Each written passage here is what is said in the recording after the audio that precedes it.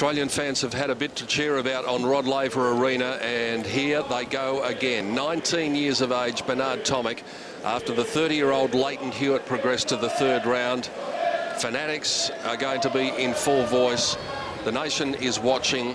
There is the man who stands between Bernard Tomic and the next round of the Australian Open Championships, the number 13 seed, Alexander Dogopolov of Ukraine. There is a real expectant air about this match. Wonderful build-up, great atmosphere in this wonderful stadium. And it might be an idea to say fasten your seatbelts, because you can expect the unexpected from both of these guys.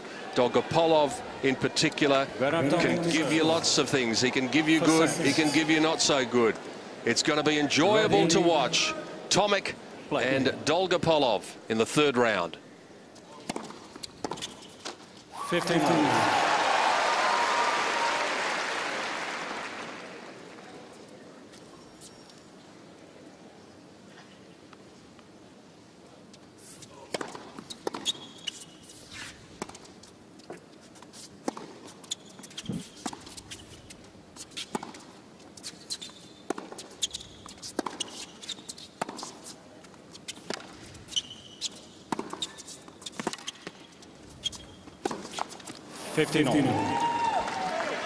I'll just be interested in also how Dogopolov's injury is from Brisbane. We remember he was in the final there and couldn't quite compete at his best because of leg problems. And he's had a lot of tough tennis, as you said.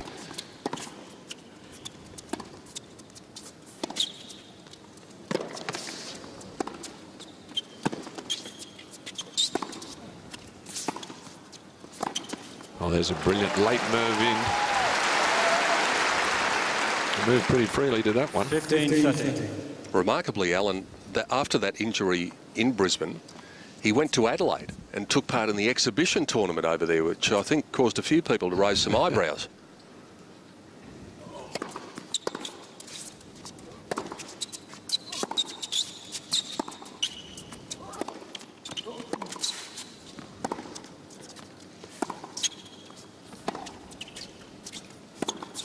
Oh, well held. He had Dogopolov thinking he was going down the line with that shot. 30. And at the last minute, he went the other way.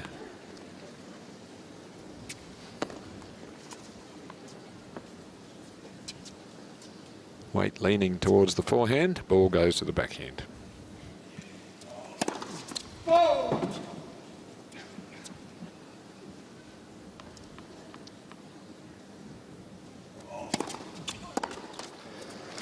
14-13.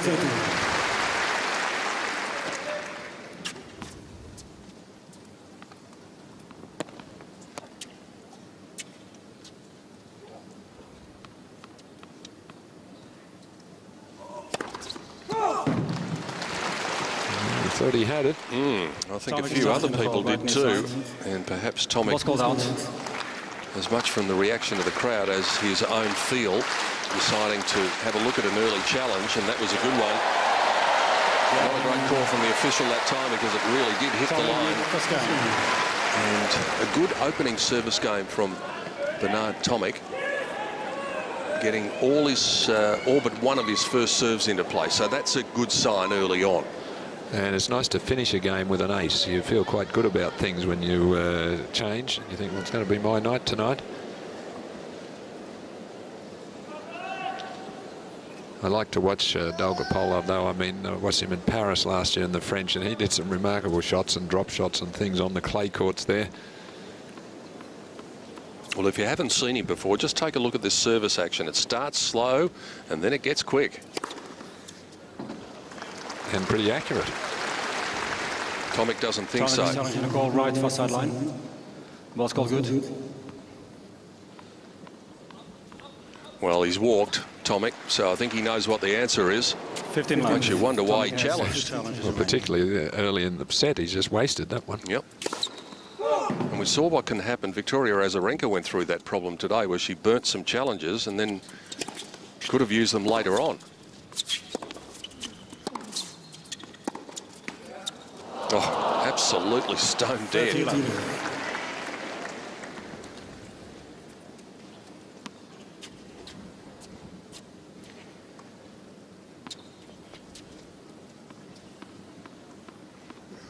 Tomic taking a really good look off to his right there.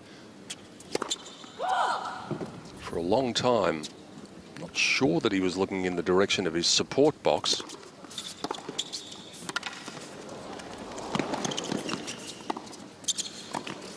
Ah, clever. I think we're going to see quite a lot of those little off-pace shots and little dinks and chips. Almost like old-style tennis at times. And that's what makes it so entertaining.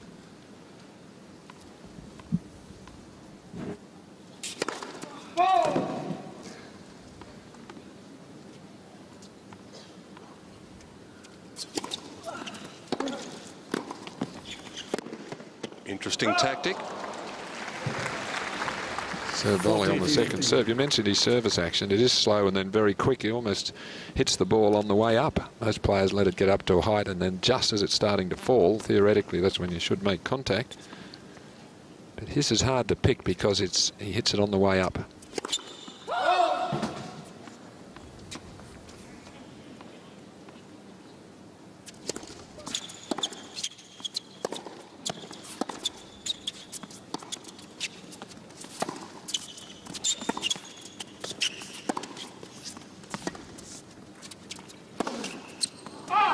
Dogopolov. And like Tomic before him, Dogopolov comes up with a pretty gentle opening service game.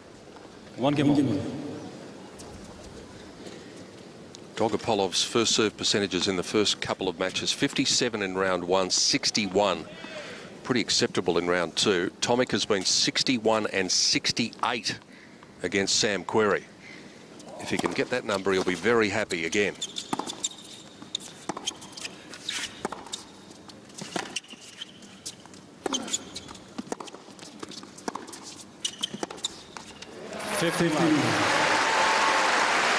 Well, both these players have the ability to all of a sudden just increase that racket head speed when you least expect it, and particularly Tomic, who hits through the ball better.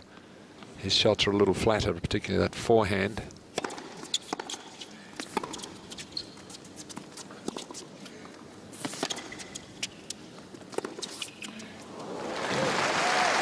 And it's all done, Alan, with that incredible economy of movement. If you watch Tomic, you just get the feeling that he's going half pace at times.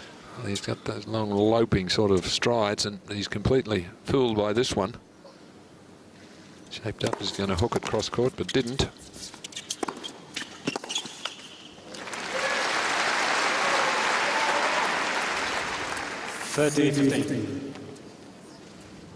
There's Bernard's support box, his father John with the white cap in the second row.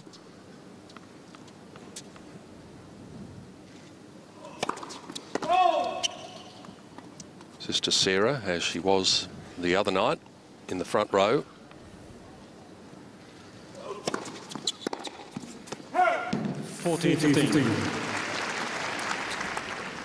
Mentioned the movement of Tomic, which has improved and still could probably improve a bit more, but Dogopolov, he's very quick as well. He's on his toes. He's got a little bit of bounce about him on the court. 40-30. No messing around with either of these guys. They're quick up to the line and to pull the trigger. I like it. Yep. Same with the Querrey match the other night. It was quick and enjoyable.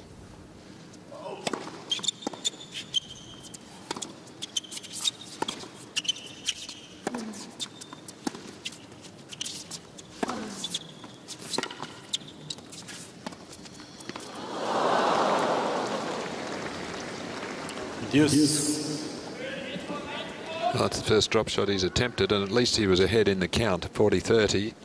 So if he missed it, back to deuce. At the speed that he got into there to get up to that one, you don't play a drop shot for the first time at 30 all or 15-30. Too risky. Let's for serve.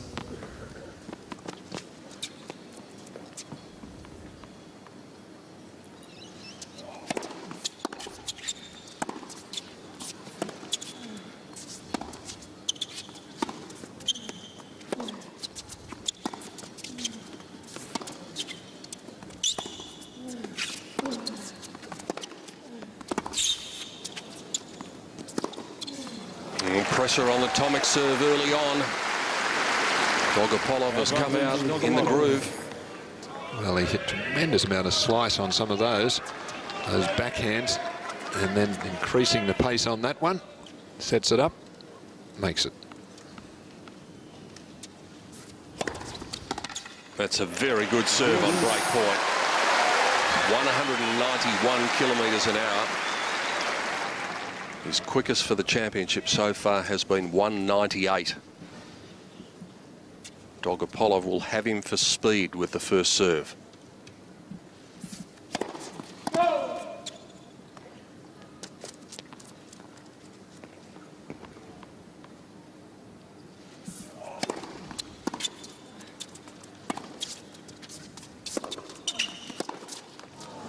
Advantage, Dogopolov. And again, the heavily sliced backhand and then quick footwork from Dogopolov. Gee, he's really very snappy around the court, and then looking for the forehand for the to force the error.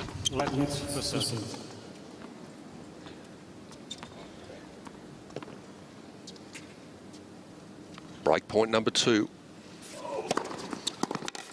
And yet again, it's a good serve that gets him out of it. It's an improved part of the Tomic game, the serve. I think it's even going to get better. He could get that ball toss up a little bit more and then use his legs to drive up to it a bit more.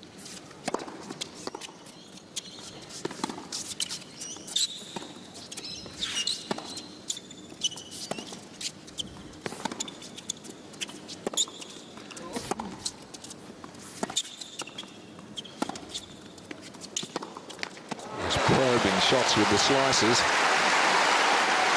Well, know one thing, these balls are going to be very fluffy because they are slicing the fluff off them. I've already seen more slice shots in this game than you usually see in a tournament. Well, it's great because it's not all about power. It's about tactics and precision and touch.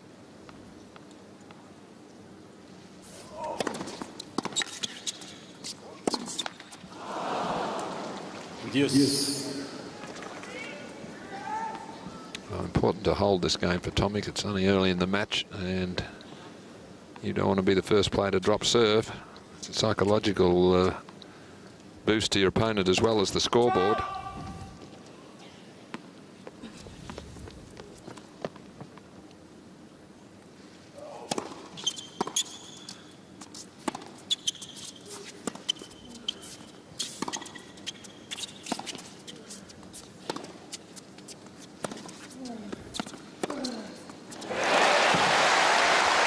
Sit up a bit, had more slice.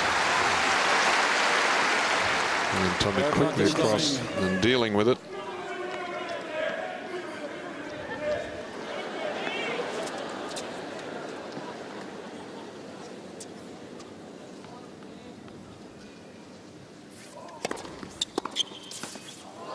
Oh, not another one. That's 2 in the first 3 games of the match.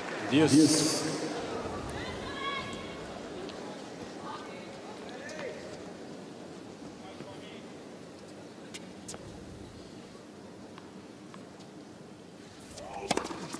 Got it.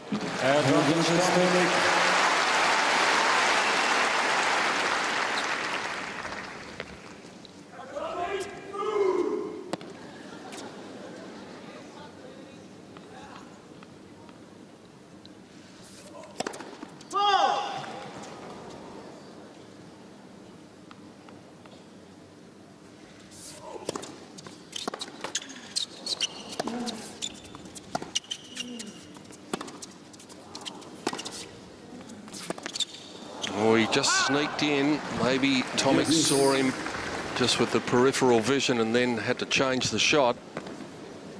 Well, it's a good move, that. Just waiting to see how good his shot was, and then when he saw it had Tomic right on the back foot, he's quick to move in, forced an error. The longer this third game goes, the more important it becomes.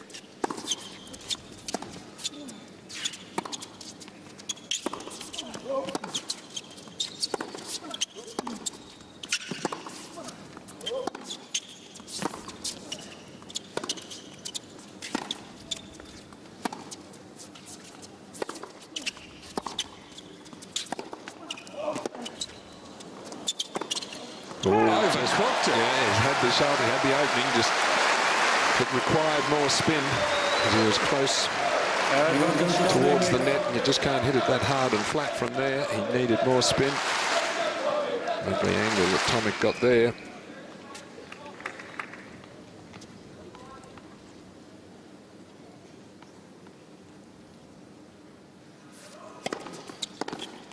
What a big hole that might turn out to be.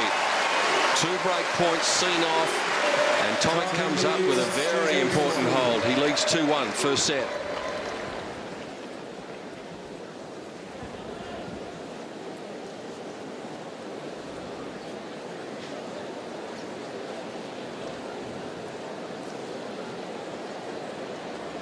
Sometimes it's moments like that, Alan Stone, that you look back when you're talking about the outcome of the match and you think, gee, that turned out to be a big hole, where his opponent had the opportunities and just couldn't take them.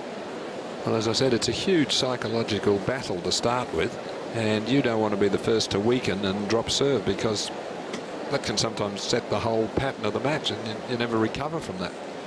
So as you said, very important for him to hang on, which he did.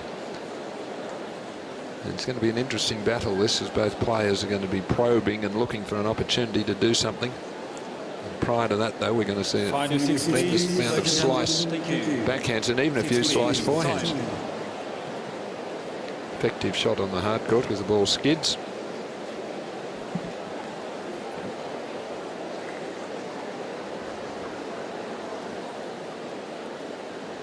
We thought it was going to be something to look forward to, and so it seems after the first 3 games. It's going to be tactical. It's going to be a little bit different to what we're used to.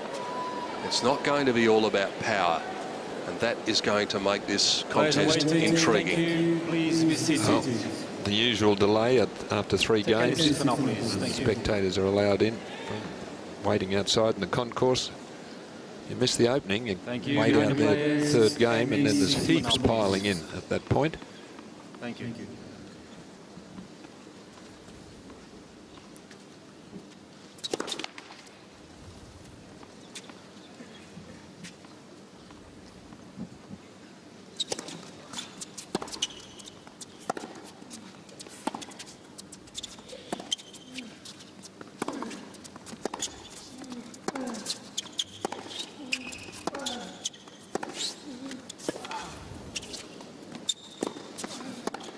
Chose wrong. Tomic guessed right.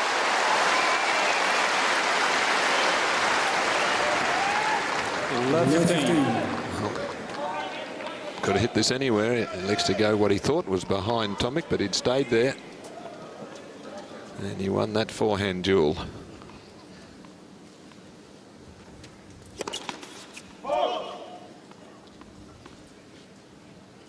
Can't buy a first serve early on.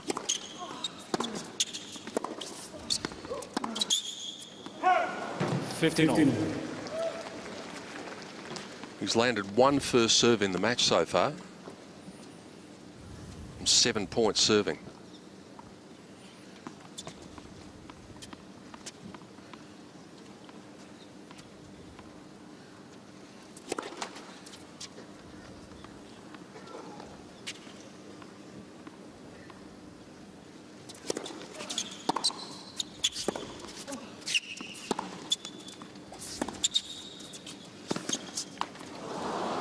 Well, an opportunity missed there by Tomic. That was such a short ball, and he was up to it and elected to just slice it back and then move backwards. I think there would have been a great chance to slice it all right, but go in behind it. So a little bit negative there. This is becoming a problem, this first serve, even this early in the match.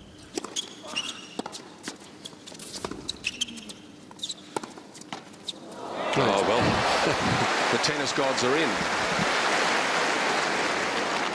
30. He's still 1 behind on that count, though.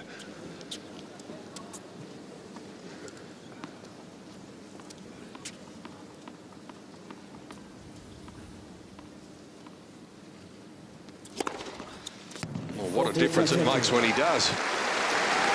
206.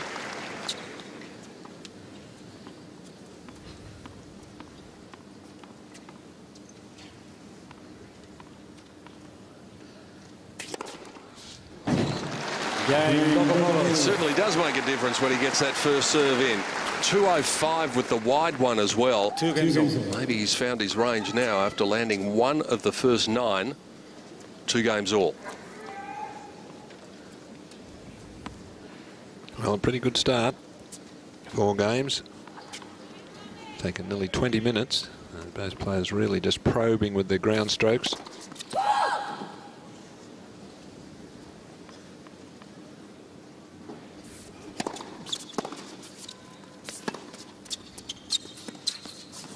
Well, as I said, that's one of his favourite shots. Didn't handle it very well on that occasion, but we'll see some better ones for sure before the match is over. And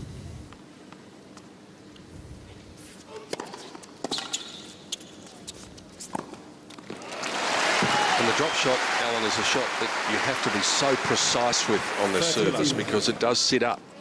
Oh, it sure does, and you've got to play it from well inside the baseline so that it doesn't have to travel very far.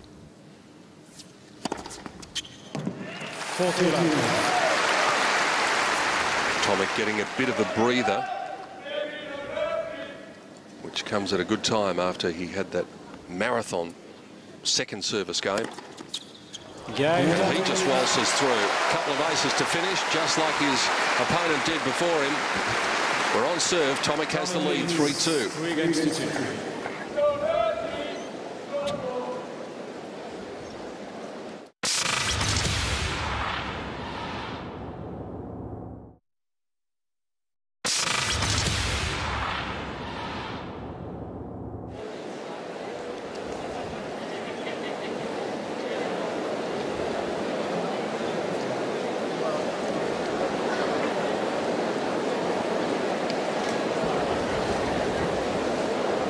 Doesn't appear to be much that can break down in that service action. No, it's pretty good, and as I said, it can only get better if he, I think, uses his legs a bit more and just gets the ball tossed a bit higher to take advantage of that 1.95 metres frame. And possibly the second serve. I think he'd get a little bit more out of the second ball as well, which he will as he matures and plays tougher matches. Please, ladies and gentlemen. Thank you. Sit quickly, please. Time. Take a few minutes for this lot to get seated.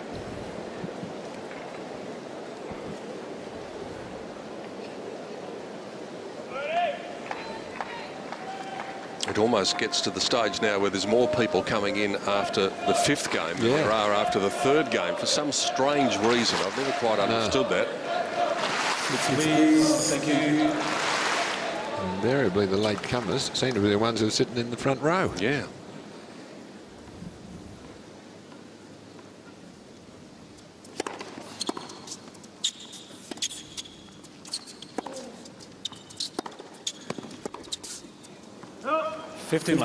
Late on that shot. You don't usually see that from Bernard Tomic. He's had 10 winners already, Tomic. Dogopolov 8.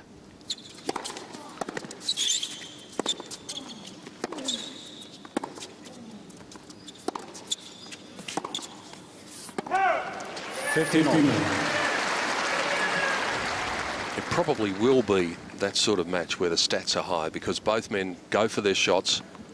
They're adventurous.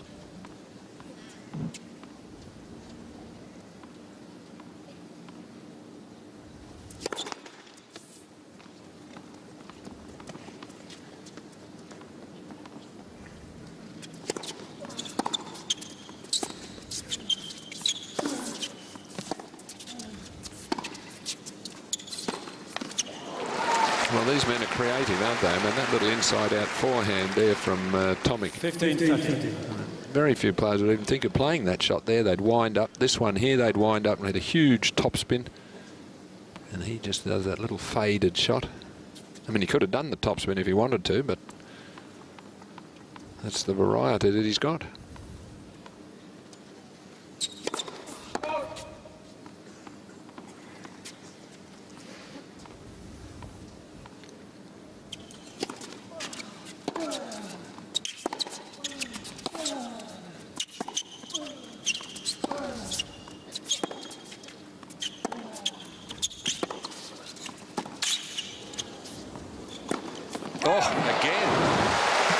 overcooking it on the baseline. Well, that was a bad miss. And again, I think Tomic reading where this one's going to go. He does well just to keep the point alive. And you can see he was heading over there, and I think Dogopolov saw that, just tried to hit too deep a ball. 2 break points. This would be a big blow after Dogopolov was unable to capitalise a little while back.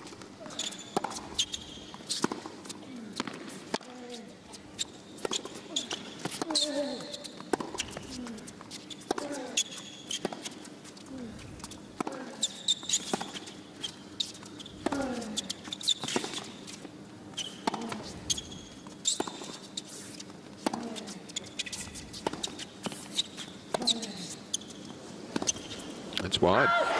Hugely significant, especially in light of what happened in the 3rd game where Tomic was down 2 break points. That's a massive swing. Tomic leads 4 games to 2. An important first break in this match, going with Bernard Tomic, and Dogopolov contributing it to the loss of serve. Missed a couple of pretty straightforward shots there.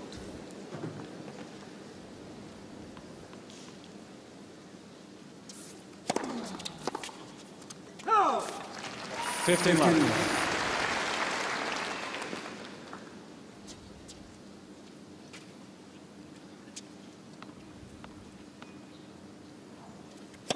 Lednit for serve.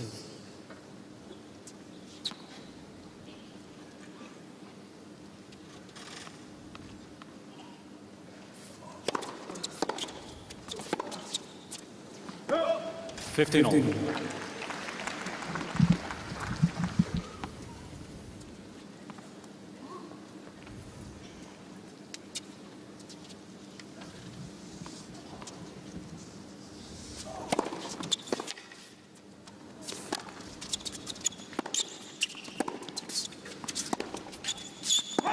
Thirty 15.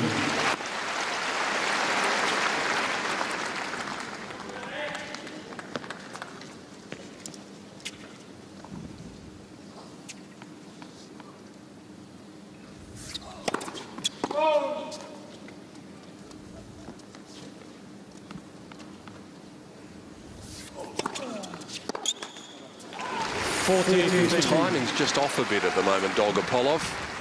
Yes, he's giving Tomic a few free points here. Last 2 games in particular.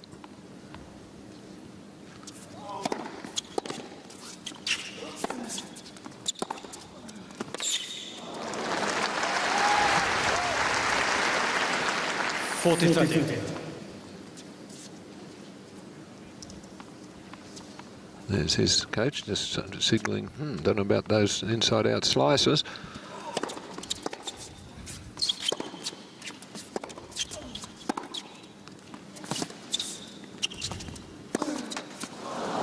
Deuce.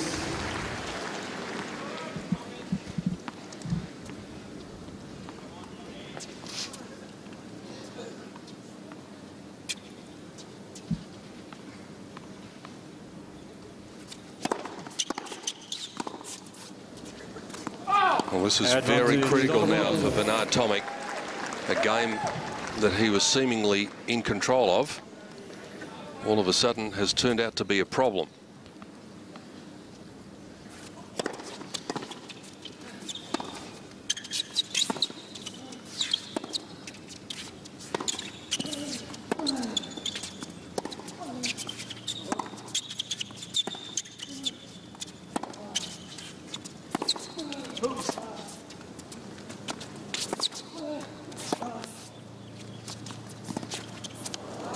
Well, when he looks back at this game, he might feel as though that was a little careless. Dogopolov comes back in the 7th game, and we're back on serve in the first set.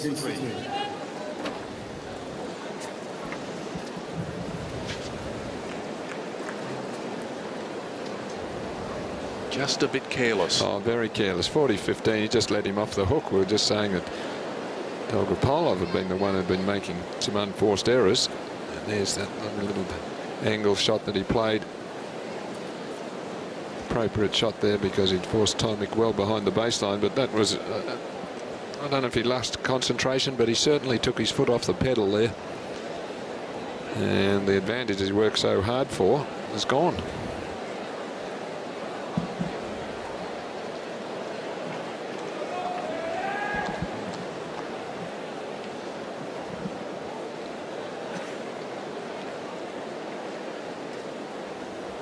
Time. Find your seats, please, ladies and gentlemen. Thank you. Seats, please. Umpire Carlos Ramos in the chair. New tennis balls have been distributed. Alexander Dogopolov will be serving with them after somewhat surprisingly breaking back. Not surprising simply because of his ability, but the fact that his opponent seemed in control of the 7th game, but handed the advantage back. 15 left. New balls fizzing off the racket at 202 clicks. For those of you more familiar with miles per hour, about 125.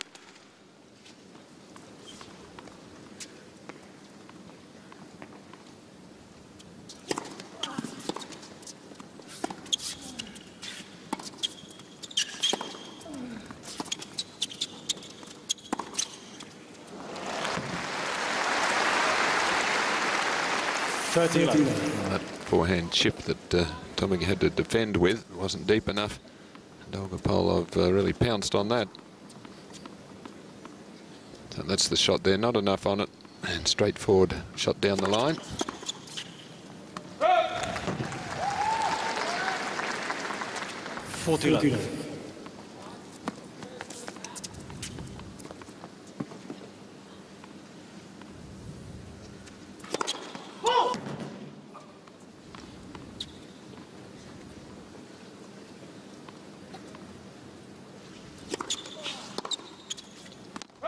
Well, it's a bit of a gimme game too. He's given him a breather. A love game. And we're back to being deadlocked again. Well, disappointing 5 minutes or so for Tomic. Got the first break and then led comfortably on his service game. And he just, I think, just relaxed a little bit there. It looked like an easy game. Ended up losing his serve, and now his opponent holds serve to love. So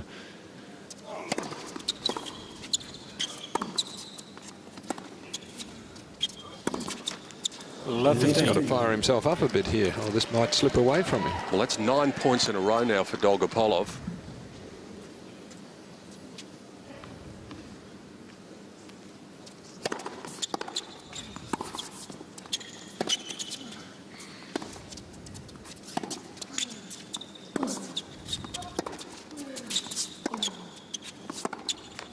That was good depth on that drive. He normally does keep very good depth.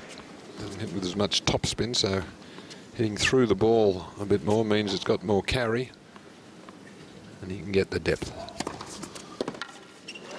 Excellent serve, 171 with the slider. Nothing the man from Ukraine could do about that. Such a good serve on this surface. It accepts slice very well. Well, it's the same serve, but this time from the ad court.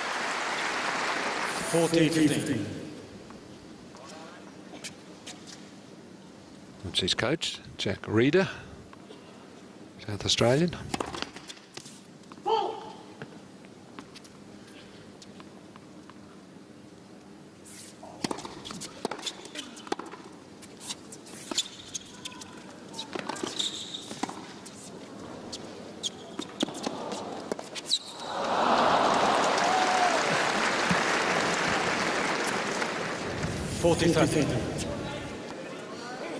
Gets up to the drop shot all right, and just can't make the height for the smash, so he goes back, but then maybe should have hit a higher ball than that, a defensive shot.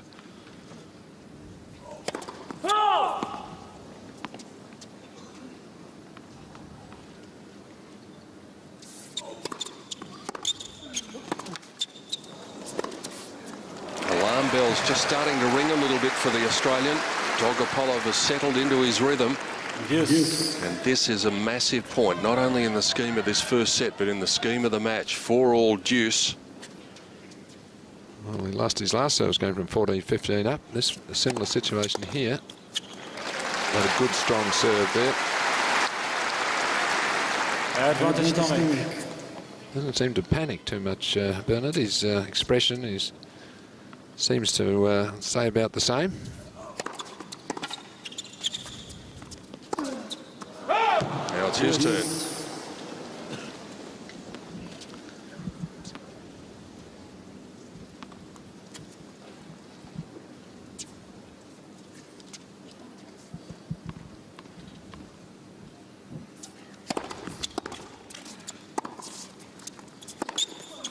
Look out. Dogopolov has got a sniff here. Advantage Dogopolov. Well, again, that little push forehand, a bit too passive, I think. This shot here just pushes it, not much on it. He's got time to get around, and he doesn't push it. He hammers it. Break point for a 5-4 lead. Once again, it was a big serve at the big moment. 196. Yes.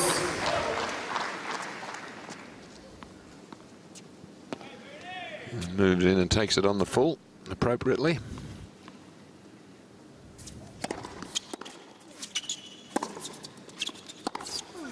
Oh, gee, that is good. He's really starting to up the ante here. Not as many slices the last couple of games. He's gone to drive the ball a bit more. Want to do it more often with the drive if he can hit him like that. That's 15 winners for the match.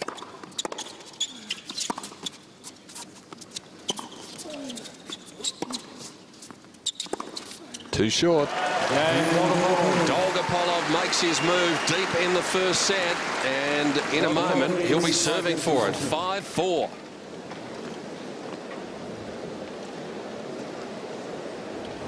I think Bernard Tomic, Alan Stone, would like the last 12 to 15 minutes back. Oh, absolutely. 4-2. And dropped his serve, really, just unaccountably at 40-15 up at 4-2. And then it's just given his opponent some inspiration, and he's really lifted some of those ground strokes now. And some of Bernard's little push forehands, it's okay if you get the ball deep off it, but they're a little bit defensive, a little bit passive. And he's gone on the attack the last few games. Alexander Dogopolov. Tomic even had 40-15 in that game and lost it. So, I mean, usually he plays the big points well, but not so in the last two service games. So that's got to be more a mental thing than a physical thing, surely. And maybe a little bit of relaxation when you get into that point. Well, it's very puzzling, really, that twice in a row from 40-15. Only happen once every now and then. But I think just a little too passive.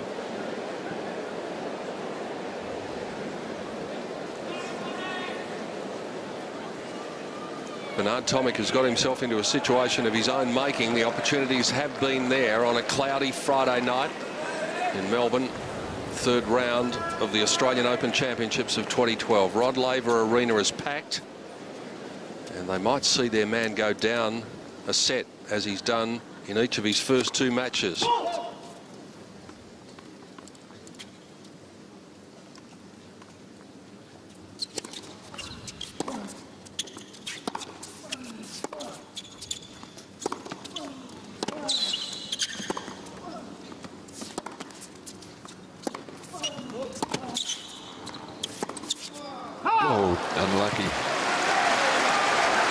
He's quick. He's got a real spring in his step, but Dogopolov, you don't hear him moving or anything, but just watch the spring in his movement around the court. He had the winner.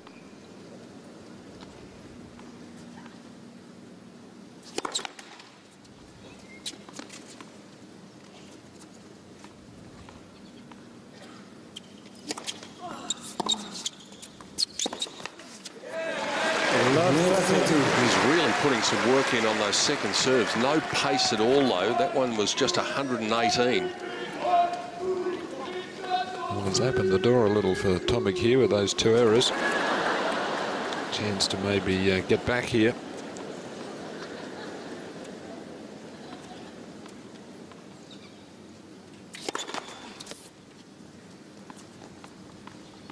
First serve momentarily has gone off again.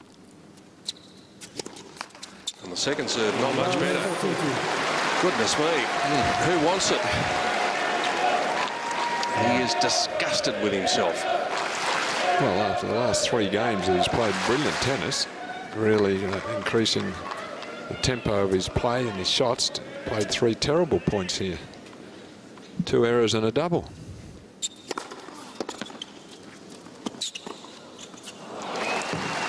What did we say before the match about his unpredictability? 15-14.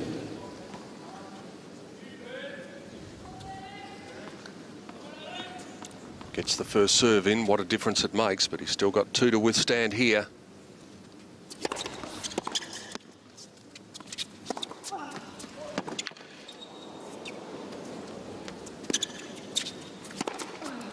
That is solid as a rock.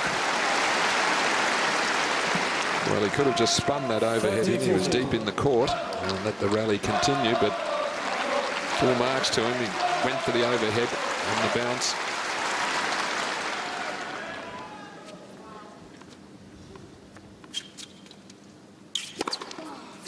Three first serves. Early in the game, the first serve had left him. When he needed it most, it was there. Well, he wasn't quite as quick with the motion there. He let the ball get up a little higher, so he had better rhythm on those. When it gets too quick, then he has trouble with it. Swing. Ooh. Dogopolov's challenge to call right service line was called out. I think worth it. I thought it was a bit long. That was my first reaction.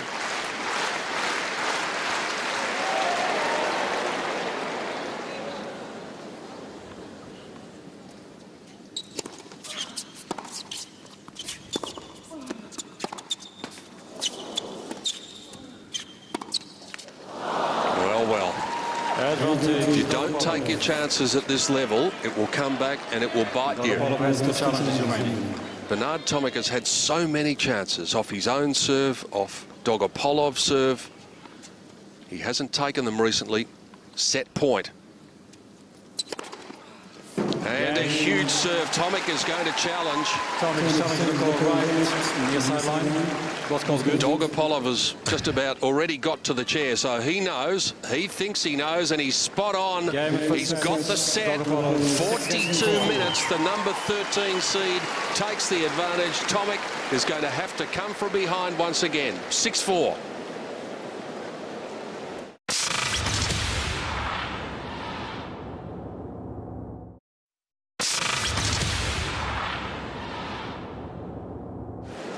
Well, I'd have to say it was a disappointing last 4 games for Bernard. He led 4-2, then he lost the next 4, and in 3 of those games, twice on his own serve, he led 40-15, and on that last game he led love 40 to break back. And that just shows that he's not really focused on the big points if you can not win one of those game points with all the chances.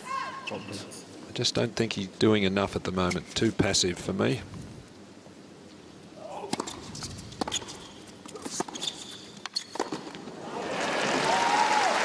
He's allowing the Ukrainian to dominate him here now, the last half of the first set.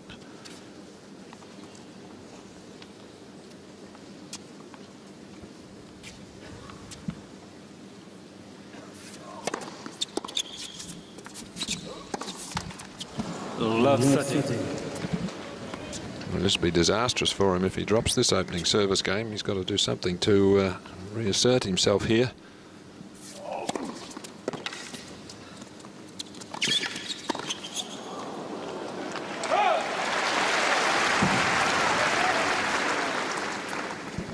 Dogopolov just worried about the footwear, the fact that he wasn't quite getting enough grip.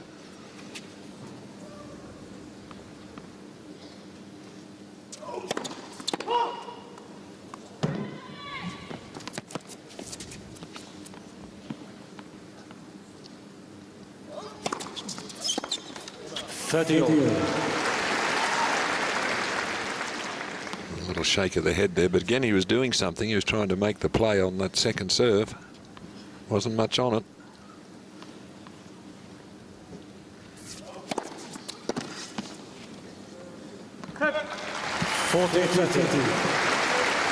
Likes that swinging serve to the juice court. Bernard, he hits it well. Momentarily out of trouble.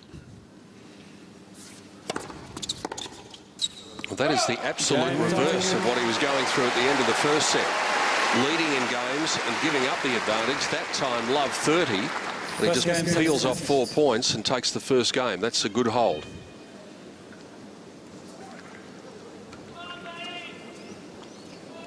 $15,000 people or thereabouts in again after another record-breaking Friday at Melbourne Park. The records, attendance records, just keep on tumbling.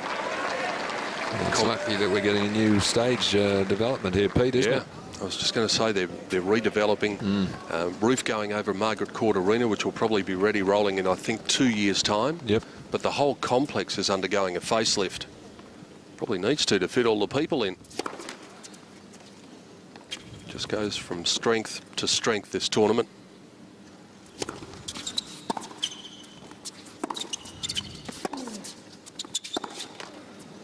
Love 15. I think you've got to keep moving forward. All the other Grand Slams are doing redevelopments and increasing and improving facilities. And we think we've got the best here in Australia at Melbourne Park, but you can't stand still.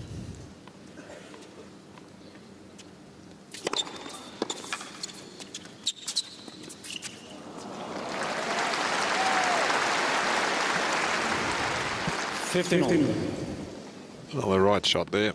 Good serve has Bernard off balance, and from well inside the court, just see how he comes across his body to put the slice on that. It stops the forward momentum on the ball. Isn't that a great illustration, that super slow camera, of the spin imparted on the ball? Whoops, that is caught in the covers. Round of applause for the gentleman. I think it was a lady who actually took the catch. She did. A couple of cricket teams around the world might be able to use her. And hello to everyone in England, if you're watching.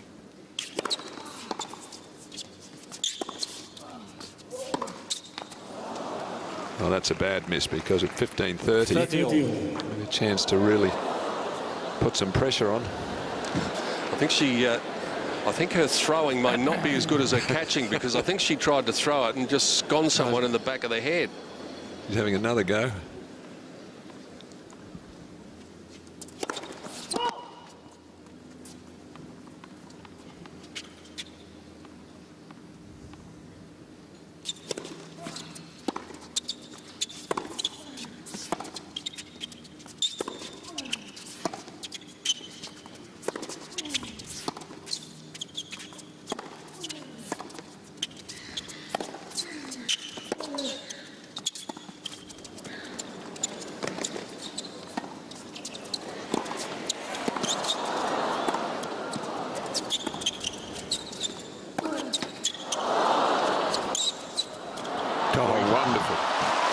A bullet with the first one, and he knows it too.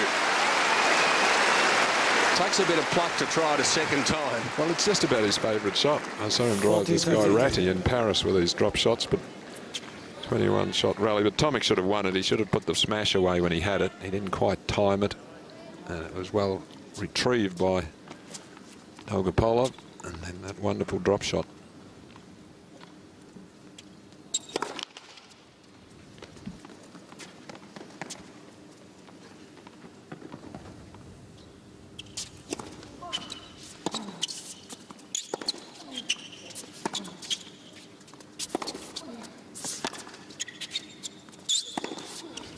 Both players having to claw their way back from a deficit, and they come up with holds to begin this second set. Well, again, Tomic just too much on the defensive, I feel.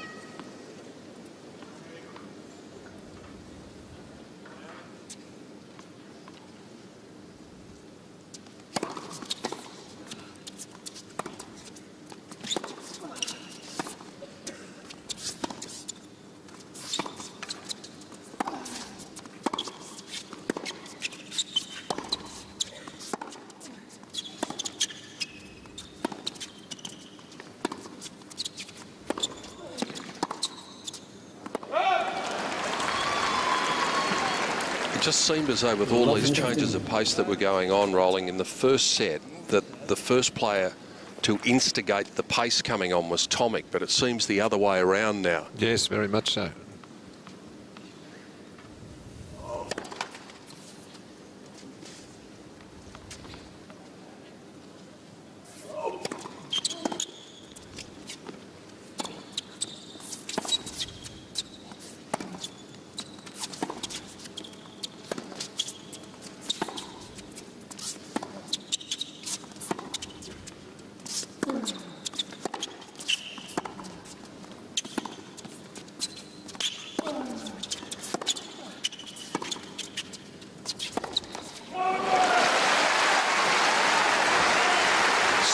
Shots in that rally.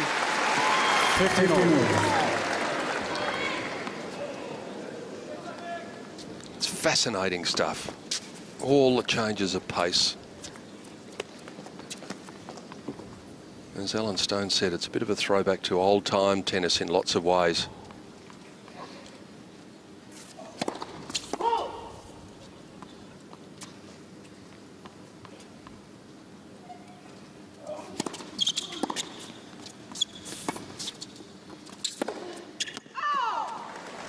I think that's fine for these slices and softer balls, but if you get into a winning position in the point, you've got to do something then. You've got to really up the ante a bit, put the pressure on.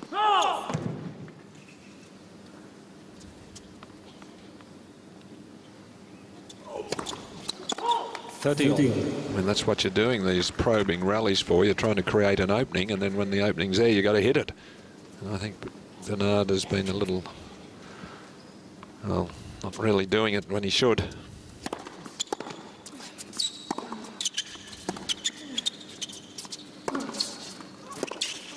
Now that's better. He moved forward there. Short ball, hit it hard and came in. It's created the opening. 14 seconds. To take advantage.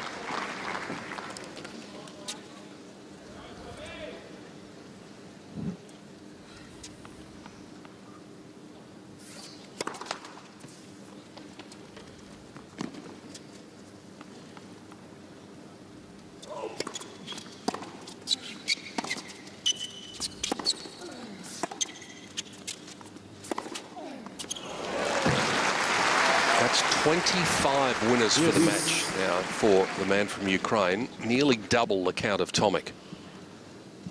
Well, once again, when he gets an opening or a short ball, he doesn't mess around.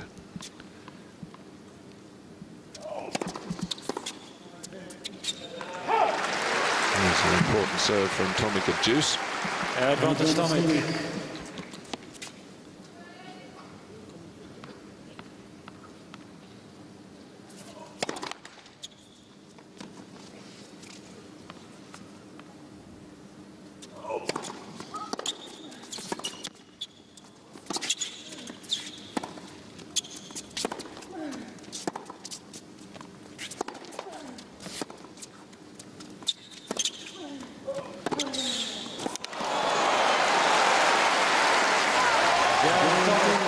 Really cranking it up.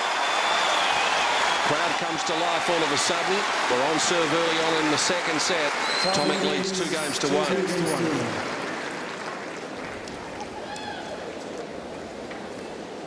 1. Now, let's put Hawkeye to work, Alan Stone, and take a look at where Bernard Tomic is putting the ball. And it certainly seems as though the backhand in lots of ways might be the preferred option. But they're not too many really deep balls there when you look at them. They're all just mid-court over the service line, so midway between service line and the baseline. I think you can get a bit more depth on them. But I'd like to see him just be a little bit more aggressive like he was on that last ball. So would they. The Fanatics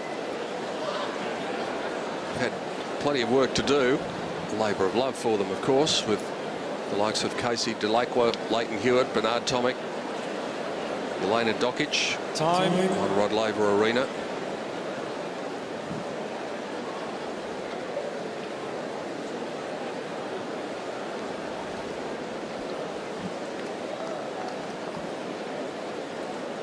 The crowd just getting themselves a little bit more involved at the end of that third game. The advantage that Tomic does have, and it's only a slight advantage, is that he is serving first in the second set. So he's forcing the Ukrainian to catch up. Still very much in the balance. 1-2.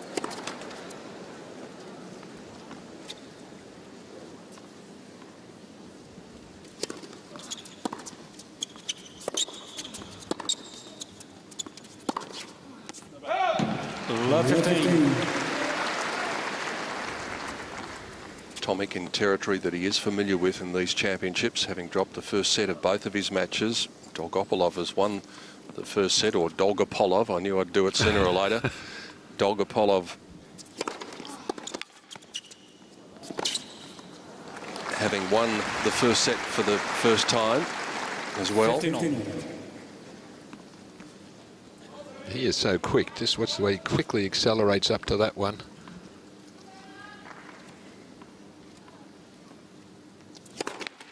Interesting service position he assumes on the baseline. He's a little bit further away from the centre mark than most players.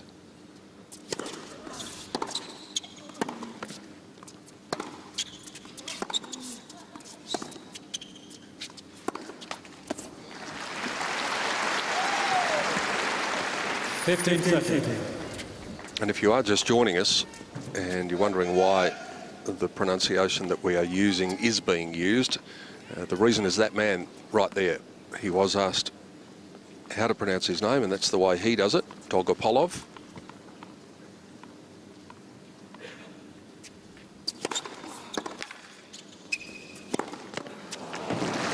That's one of the reasons he does stand a bit wider from the centre tee, is that it opens up the angle. That serve to the backhand, which he served particularly well. You can see by the percentage of points won on the first serve.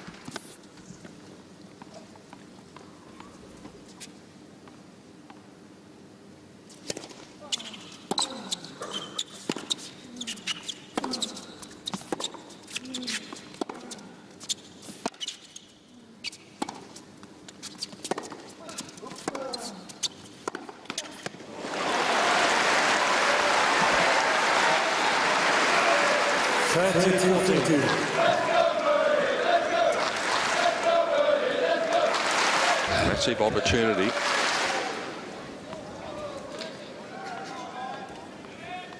Both players have had them early on.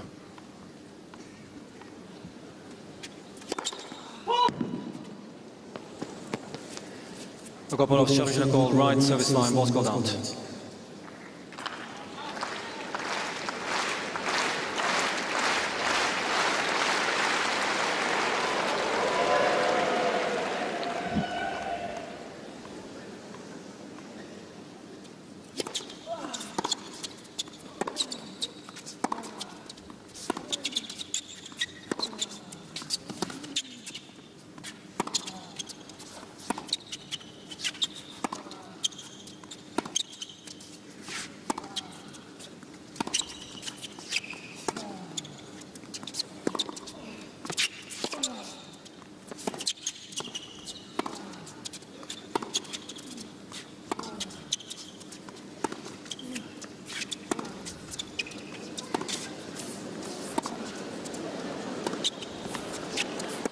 Called from the chair. He's got to challenge that one.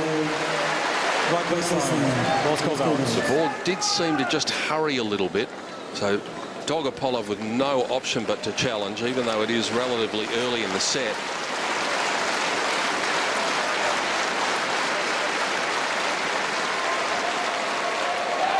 That's a good call from the chair, and so the break comes. It could have gone either way. Both players with their opportunities to break. It takes until the fourth game to do it. Now the Australian has to bear down and consolidate that. One challenge remaining. Well, we saw this in the first set. Got the first break, Tomic, and then 4-2, and then win another game up early here.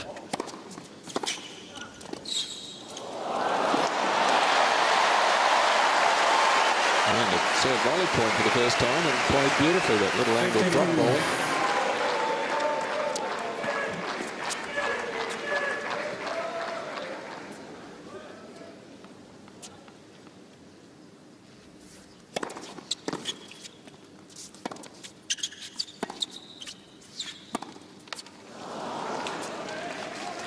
15 all.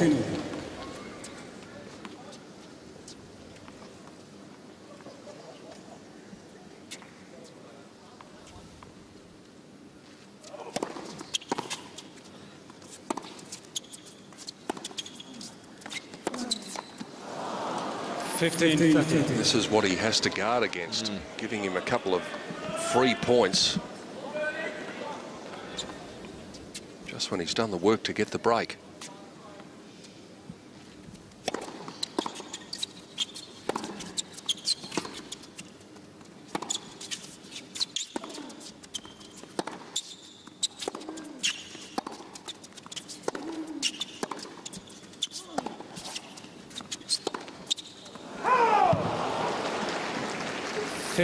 Shades of the latter stages of that first set that Alan Stone was talking about all over again, where he got the break in the 6th game, handed it straight back in the 7th. And he's in jeopardy of doing just that here, 2 break points.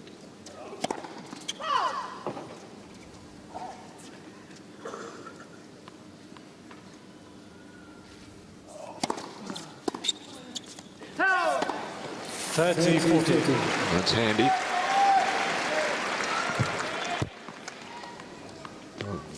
Dogopolov just shouldn't have missed that ball. Second serve, break point. And you see the opportunity may have passed for him there. 5th ace comes at a very good time for the Australian.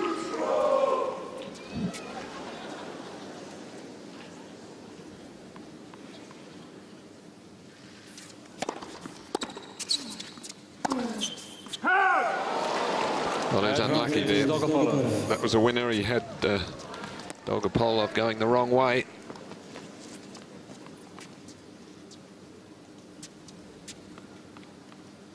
Break point number 3.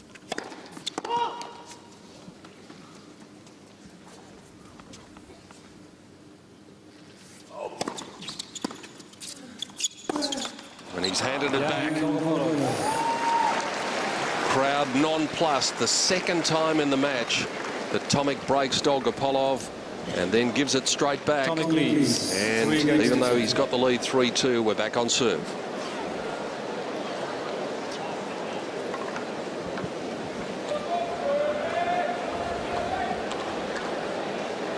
I hope he doesn't do what he did in the first set after he dropped the serve. He lost 4 games in a row. He does it here.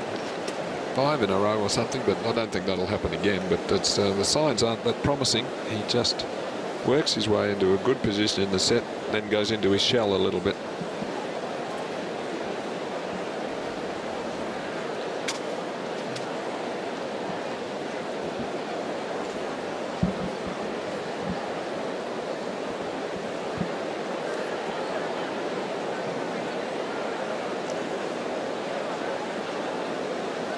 In this set, Tomic has had 3 winners and 9 unforced errors.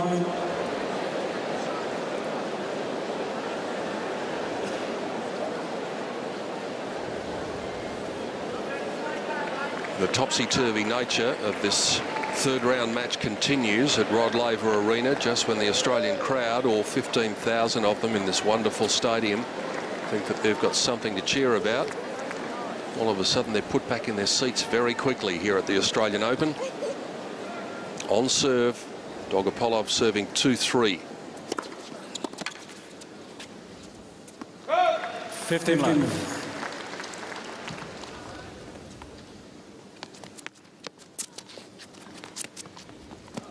Last game with the old balls.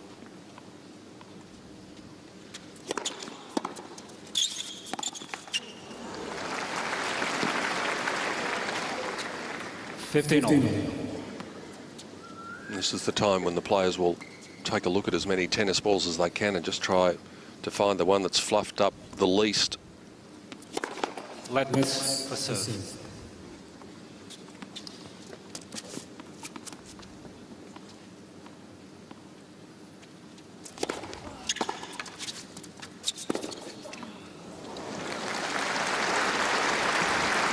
Well, very well placed serve that drew the short reply here, and he likes that off forehand. He's around mid-court area. quality serve there.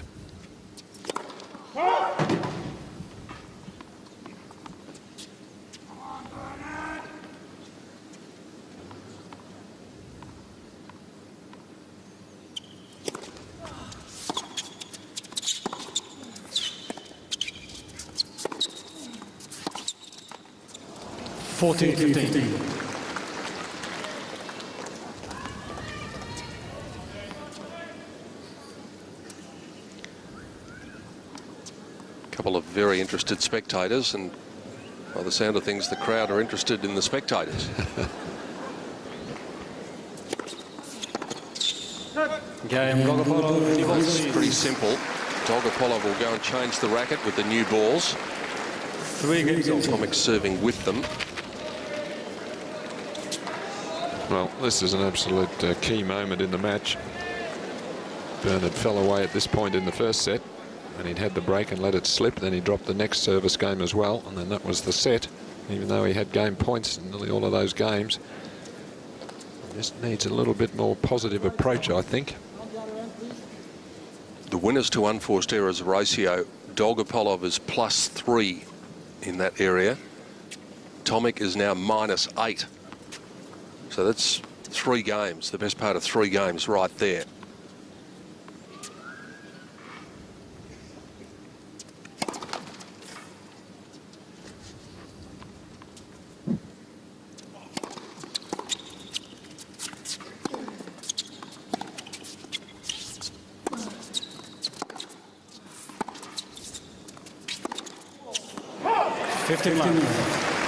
Any difficulty adjusting to the new balls in the first game, Alan? Well, if you're serving, it's terrific. They fly through the air a little bit faster. But when you're hitting the rallying shots, you've got to be careful of just overhitting. Like that. He's done that twice. You just got to add just a fraction more spin.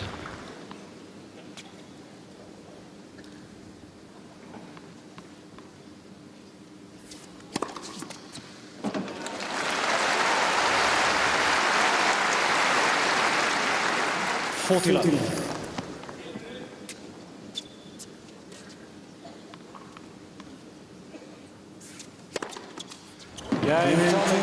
that is a brilliant service game from Bernard Tomic. First time he's been able to hold to love since the 5th game of the first set, 4-3.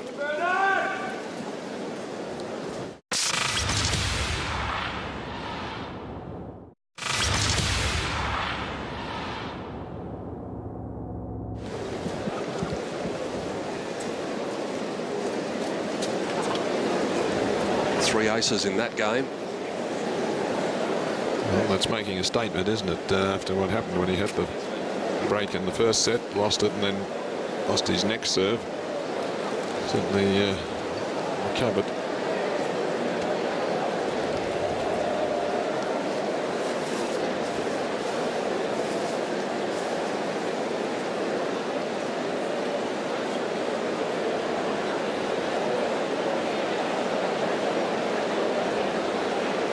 It was a difficult match at the outset to try and come up with the winner. I think most people probably thinking maybe a little bit with their heart in this country rather than their head had this man as the favourite.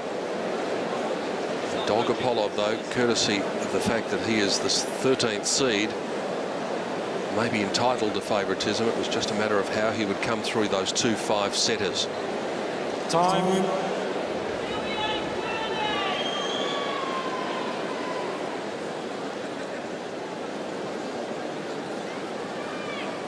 Crowd are a little bit more rugged up tonight. Temperature just dipping below 20 degrees here. Local time 8:20 on a Friday evening in Melbourne. Peter Donegan, Alan Stone in the commentary box with you, watching this man, Alexander Dogopolov of Ukraine, serving to level the second set at 4 games all. 15. Knocked him off his feet. Well, there's that quick service action. The ball's at you and you haven't really had time to anticipate.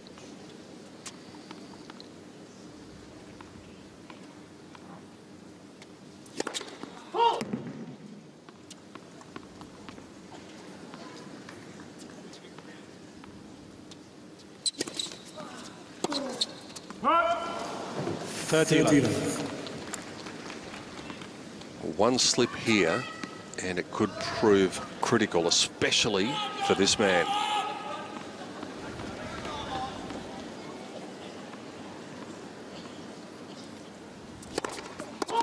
Not so much in this game, but the one to follow.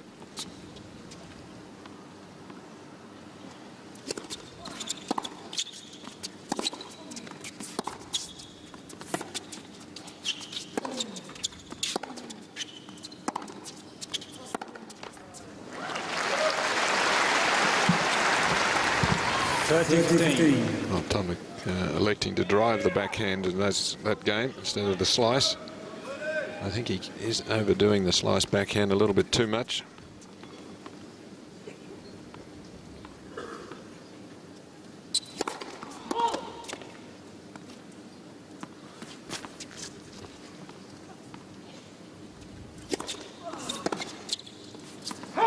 It's almost with that slice backhand, Alan, that they came out at the start of the match and there was so much of it early on that they felt as though that they had to continue that pattern.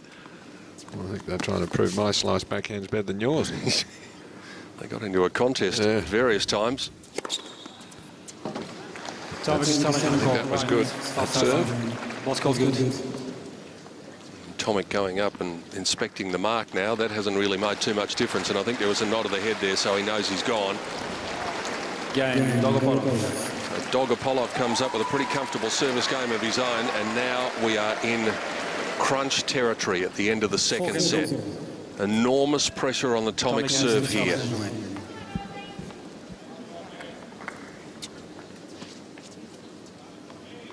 Remember what happened at 4-all in the first.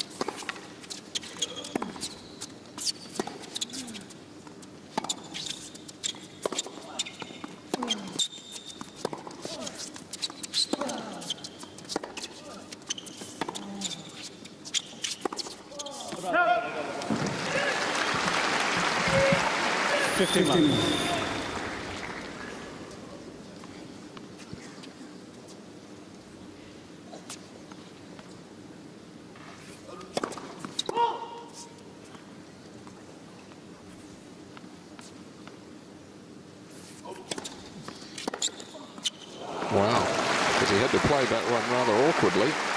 15. Bounced high and was a fair way from his body, so to get the power on that shot.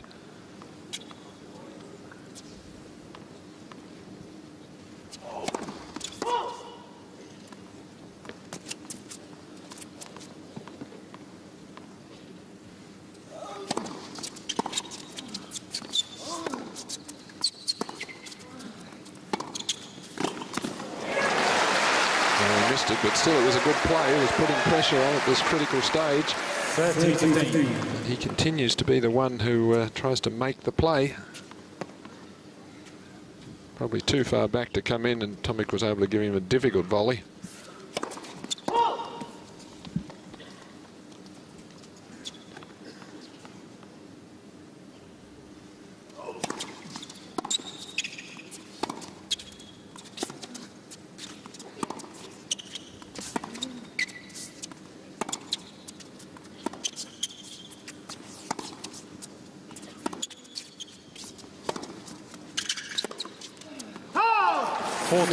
Tried the surprise tactic out of nowhere. It's not overstating things to say that Bernard Tomic's hopes of winning this match are hinging around this game.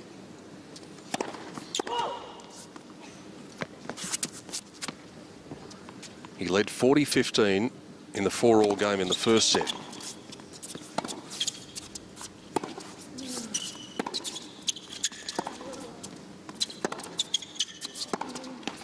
No repetition of history this time, though. That is a very big hold. Tomic gets it to 5-4, and now the pressure goes back onto the Ukrainian.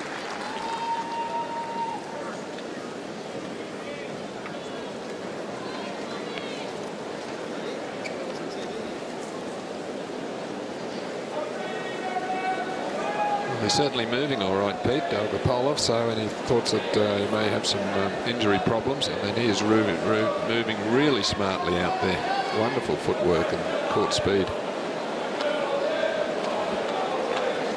take a look at the service action of Bernard Tomic, there was another illustration there, Alan. That surprise tactic that he employed here is so unpredictable to play, and that's what makes him such a difficult man to oppose.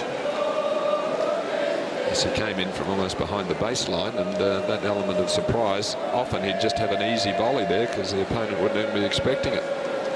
So it's good to watch his clever brand of tennis.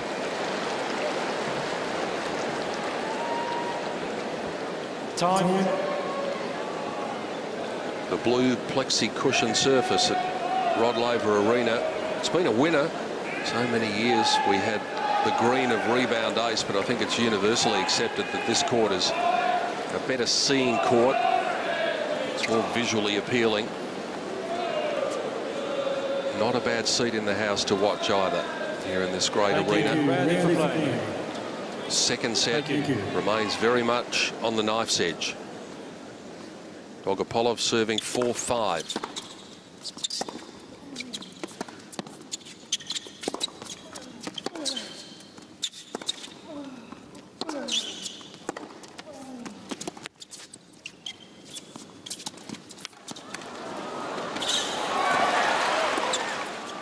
How about the disguise on that from Dogopolov? I mean, Tomic nearly stumbled. He was going one way, then had to go the next or the other. That shot there, he was heading down the line. Got it back, but of course no hope of recovery.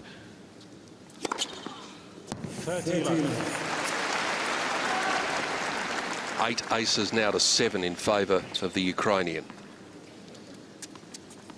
His quickest the match 209. Tomic's quickest at 198.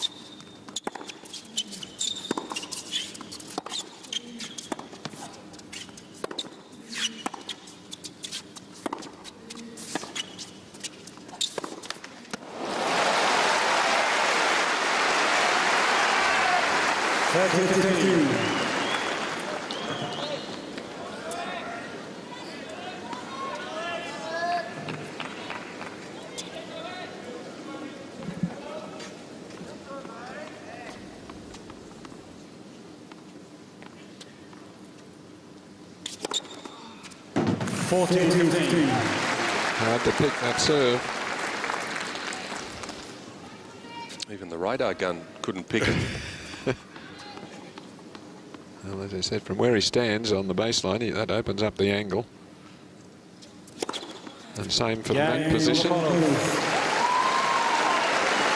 So both men rock solid on those games from 4-all onwards, as they needed to be. Pressure swings from one to the other.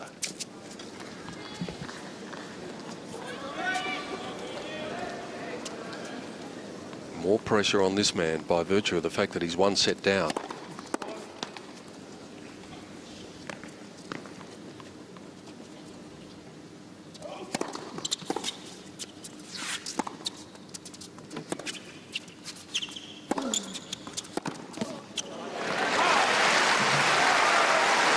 If it goes to a tie-break, Tomic's confidence will be pretty high because he plays the breakers really well. He's got an excellent record, better than most people.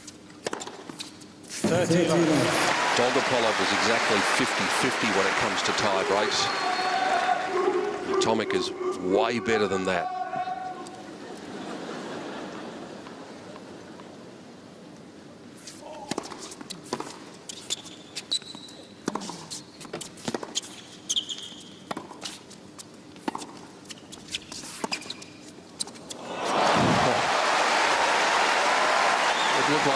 Session, the way he just eased into the ball. A clean winner. That just shows that Dogopolov had no idea where this ball was going. Expecting the cross court.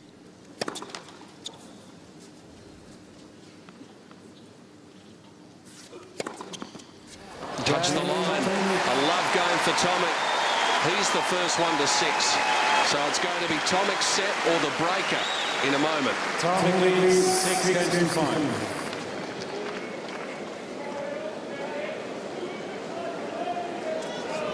Alan, I was commentating with Jeff Masters the other night, who's had a bit to do with Bernard, and he paid him a very high compliment. He said that the way he plays sometimes reminds him of Ken Rosewall. That is about as high a compliment as you could give. The difference would be for me that he's a little bit more casual in his approach to the matches than Ken Rosewall was. He wouldn't give you a point, whereas Bernie gives you a few with a bit of loose stuff here and there. Not so from Ken Rosewall. Just a slight difference in height as well. Yeah. Keeping a close eye on things, no matter what you're wearing at the tennis. Looks like that lady has souvenired some of the things that have been dropping from the Seagulls over the past 4 days. And that is the Seagulls' eye view. Looking down from up above at Rod Laver Arena. This fascinating match continues. So is it going to be a tie-break, or is it going to be 1 set apiece? That is going to be decided right now. A good thing for Bernard Tomic early on his serve. The last 3 service games, he's only dropped 1 point. So if it gets to the tie-break, based on that stat, he should be fairly confident.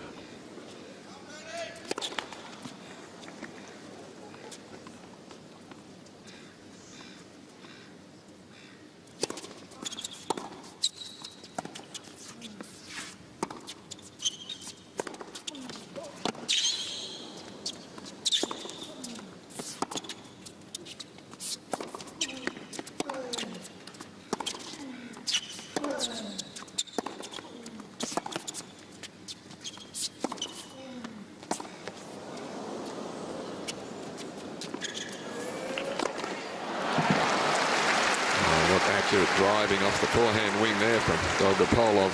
15.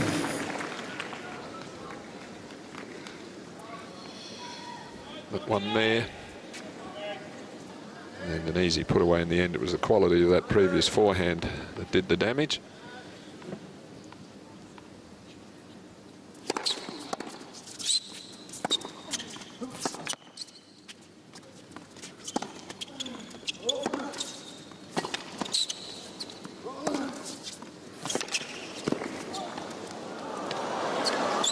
Oh, he was there too.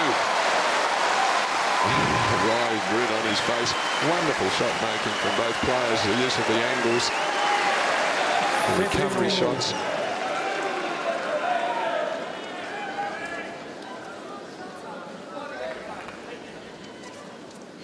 Actually, probably got there a bit too easily in the end. Probably needed to chip the ball down the line rather than try to topspin over the high part of the net from there.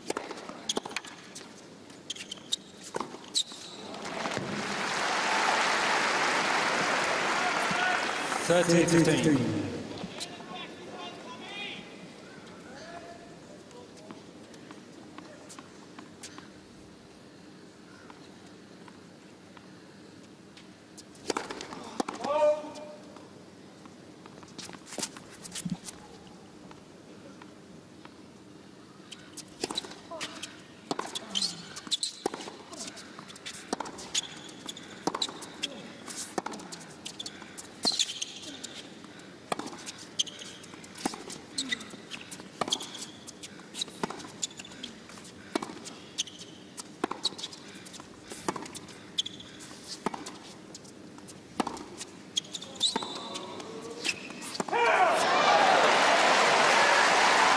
Cautiously played point there from both players.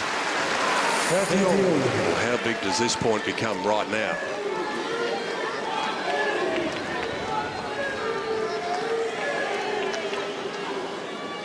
Dogopolov has only lost 3 points in this match when the first serve has gone into play.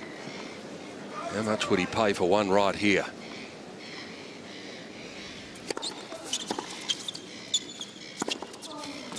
Make that 4. And make that set point.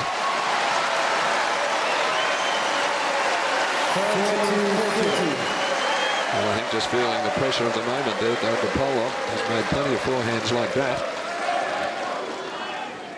Thank you.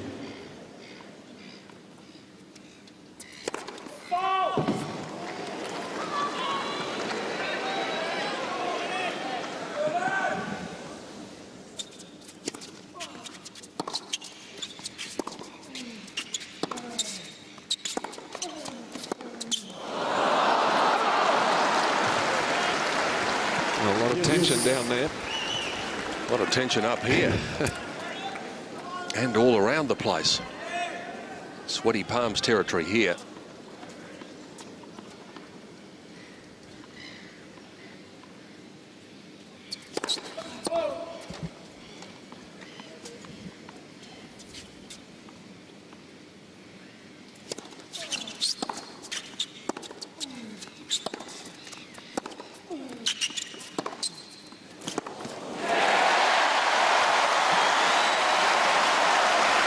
Seizing the initiative. He's the one taking the bull by the horns. Dad and coach looks on. Well, watch here, it's through the ball there. See, not much top spin. Lovely follow through, flattish shot down the line. That's what he does so well. Second opportunity for Tomic to level up the match.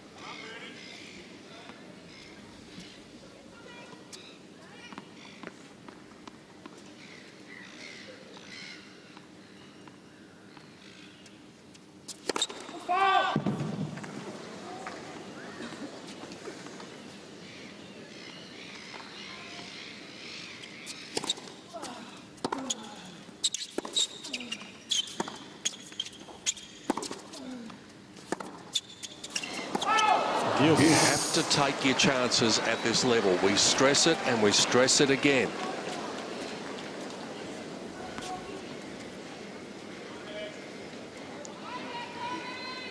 Affectionately, he's known as the dog sometimes by the players. Well, Tomic's letting him off the leash.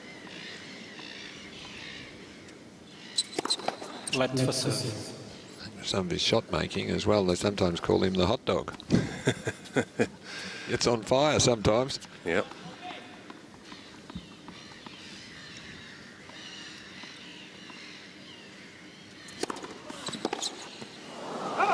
Advantage Dogopolov.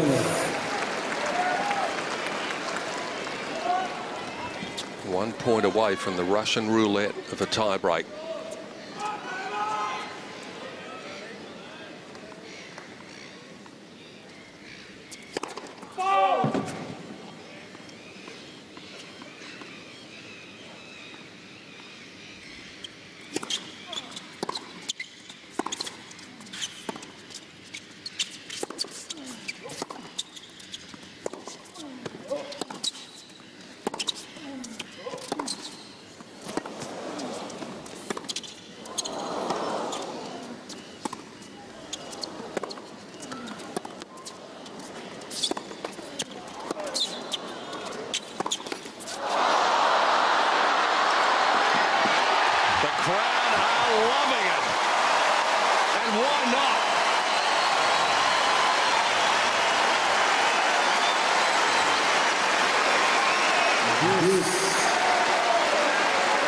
Boy, there were some shots in that rally. This is one of the best matches, if not the best match we've seen so far at the championships. And this ball crunches into the net post, or the top of the net there where it's very tight.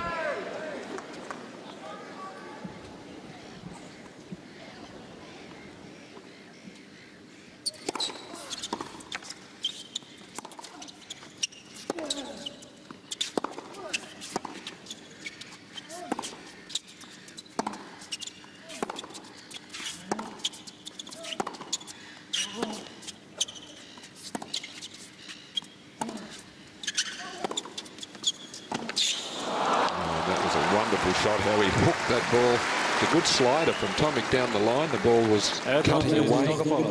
Dogopolov skipping over to it and hooking it with that really wristy topspin shot cross court. That was a wonderful shot.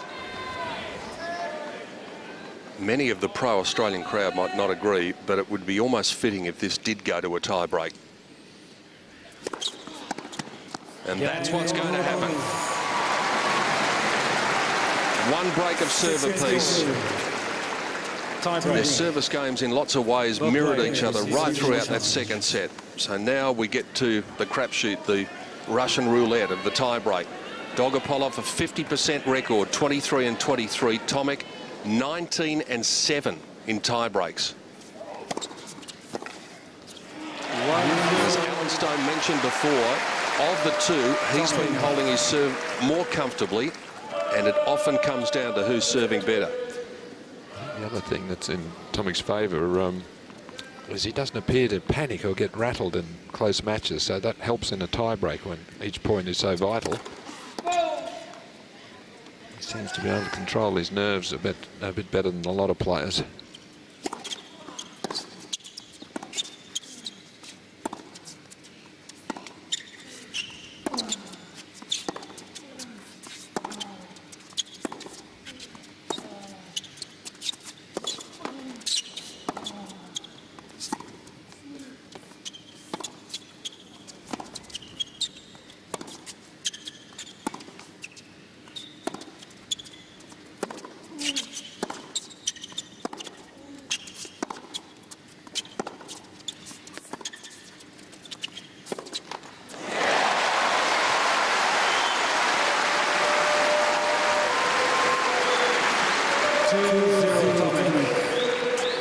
Outlasted him there, Bernard. 24 shots. Very patiently played point from both players until finally Dogopolov decided, I've got to do something, I've got to go for something.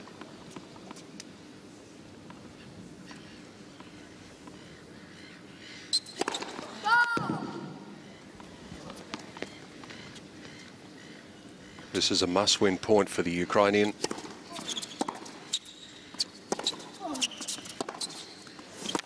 Now he's got a big problem. Yeah, there's that forehand that I would like to see him do more often. When Dogopolov hits it cross-court to his forehand corner, he's got this great forehand down the line. And we saw an example of it there. He could just use it a little bit more often. It is a major weapon.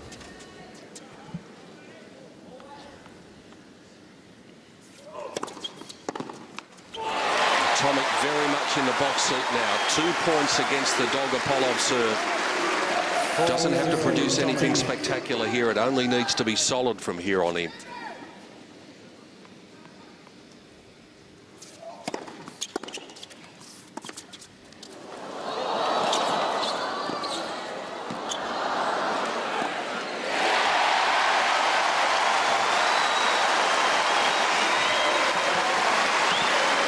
He said he had a good record in tie breaks, but I didn't think even he'd be thinking about 5-0.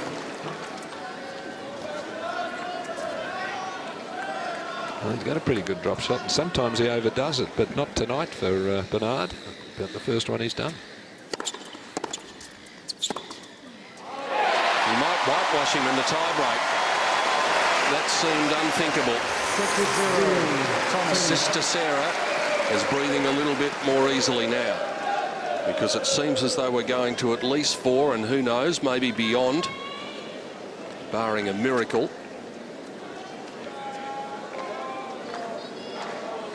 I wonder if Dogopolov just puts the cue in the rack here and says, well, I'm not going to win this tie break. Let's get set for the third set. Looked a bit like it after that shot. Tomic's been the better player that second half of the set. He lost the early advantage. An absolute bag full of set points here for the Australian. He did put the cue in the rack. It's a whitewash in the second set tie break.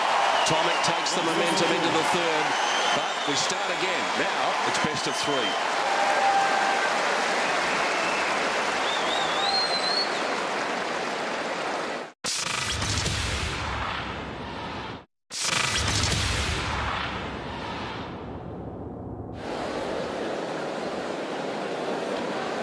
Well, you like to finish a set on a note like that, where you just whip somebody in the tie-break.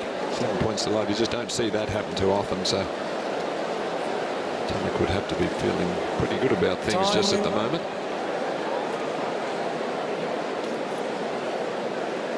So he'll start the third clearly with momentum in his favour.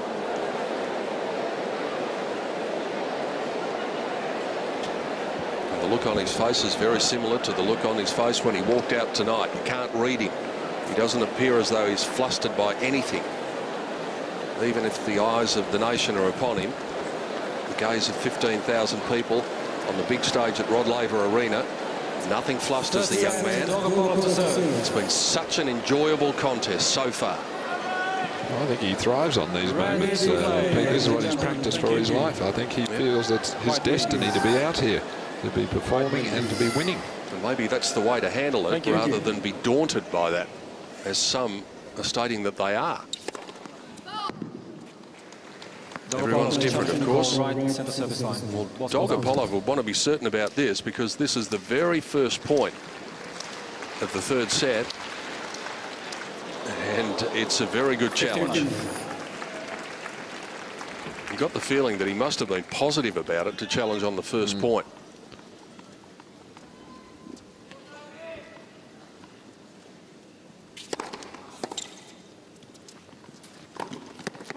Said a few times tonight. I'm surprised he didn't play his little drop shot, but again, Tomic was running in that direction.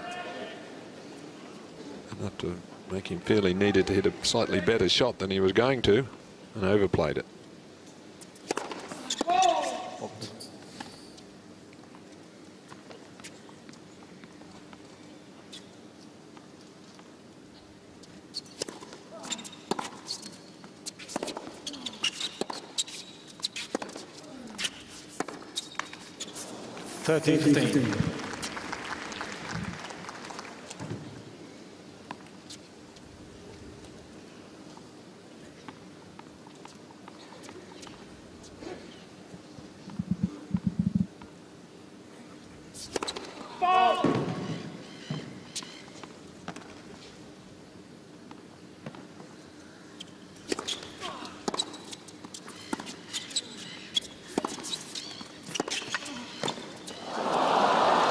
Well, the right play, that's what I've been wanting him to do. He gets that short ball, hit his big forehand and come in. Only give the volley a little bit more care than that one.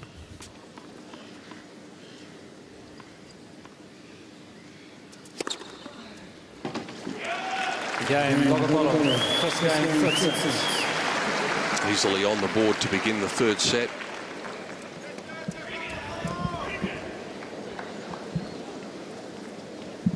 By and large, Tomic is starting to do a little bit more. He's cutting out some of the slice shots and some of the softer balls and looking to be a little bit more aggressive. Even though he missed that volley, I thought that was a good point, good way to play. We haven't seen if Dogopolov's got a good pass off the backhand yet. He hasn't been in on it. It might be that it's not his best shot.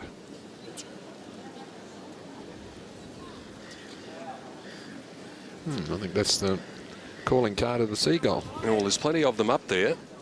They've had a bit of a symphony going on at various times tonight. One of the Seagulls provided one of the amazing moments a couple of nights ago when Victoria Azarenka was here and the crowd were mimicking her shriek. And then at one stage there was the lone cry from a Seagull, and it seemed as though he was joining in. Wouldn't have been as loud.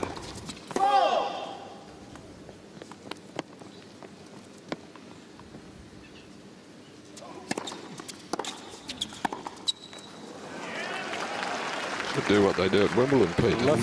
Hector the Hawk comes down from the Midlands to, you know, keep the pigeons away.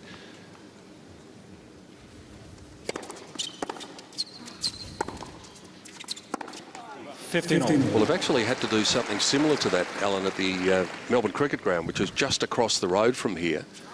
At football matches, Australian football matches, it's been a real problem, the Seagulls.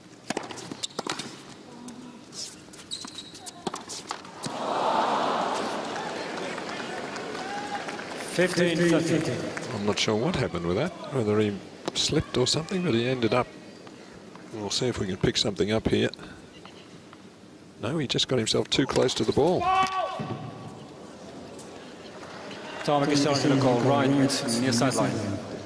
What's called out? Bit of a smile on the face of Carlos Ramos. There's one gone in the first service game. That could matter later on.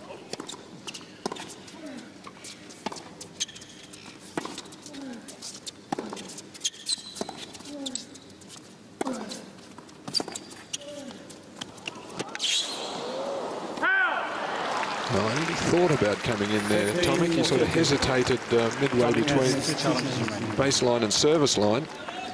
And then that left him vulnerable to this shot down the line when he didn't recover. He didn't go in or he didn't recover.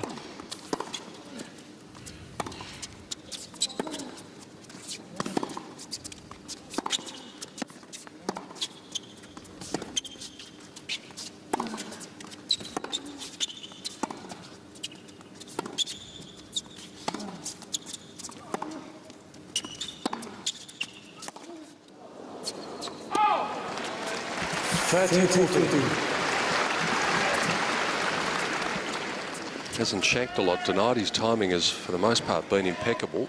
39 winners. Exactly the same number of unforced errors for Dogopolov. Still break point. And that is the way to break. That's a big psychological blow. Listen to the reaction of the crowd too. Crowd was really involved. They are a factor when they're involved. And now Dogopolov, for the moment at least, has taken them out of the equation. Well, we're just wondering what his backhand pass would be like, and we just saw an example of it then.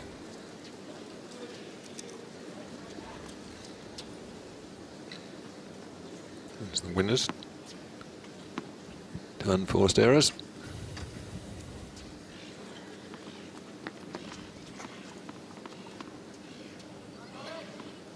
New balls. 15 left. Tomic suffering a little bit of a lapse. I think sometimes when you win a tight set like that, you feel a bit relieved and you take your foot off the pedal a little and play a loose game, first game of the next set on your serve.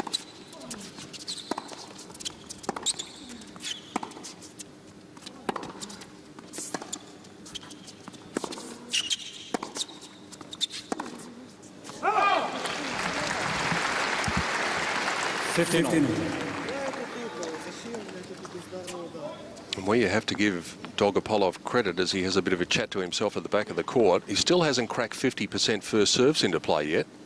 By far his worst percentage of the championship so far. 48% of first serves into play. When they go in, he's won all bar 7 of those points. His coach, Jack Reeder.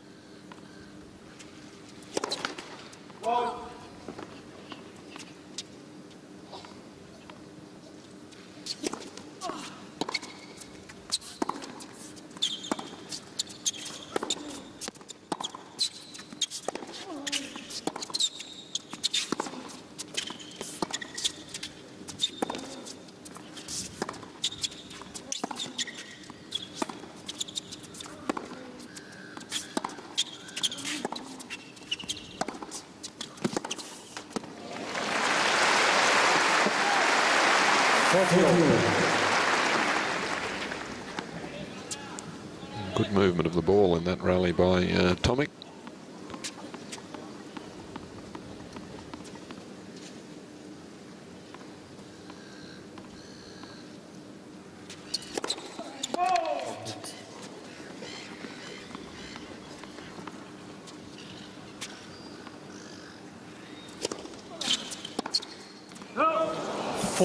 Oh, disappointing miss from him there. Short his second serve. One of the few times in the match he did run around, take it on the forehand rather than just chip it back. And pulled it wide. Bad miss.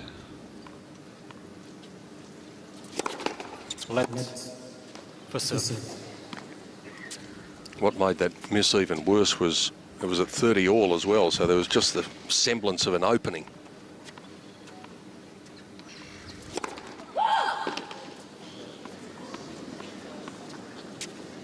Someone needs a throat lozenge.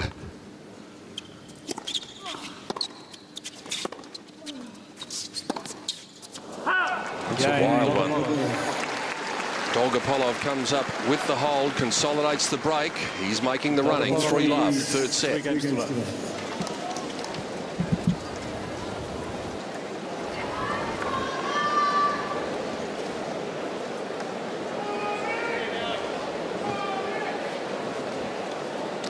Well, time once again to find out what Hawkeye can tell us about Alexander Dogopolov's direction of serve.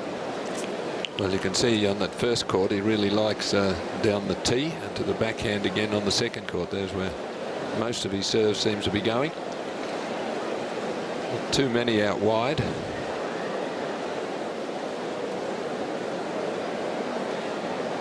See that second serve, most of the only a couple to the forehand, nearly all to the backhand, and same with the first serve.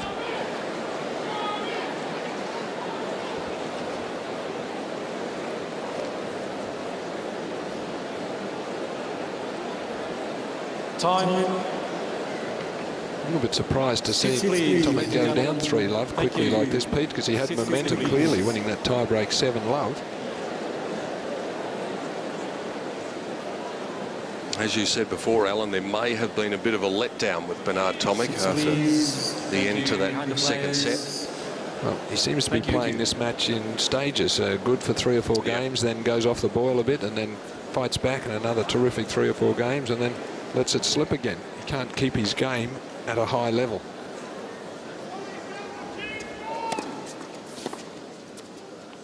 I guess sometimes we tend to forget he is still 19. Mm.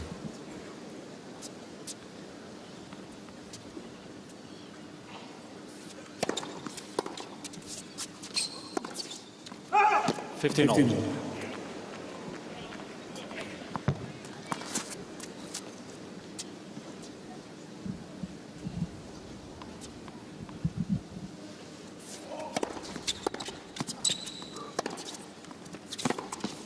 13-15. I think another thing why he has trouble playing Dogopolov is that when he plays and uses his slower and off-pace shots, it's against players who are hitting the ball hard all the time.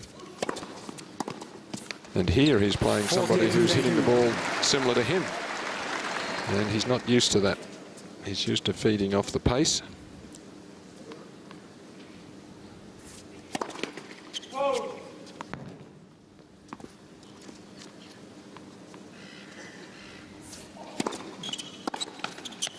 Game, Tomic.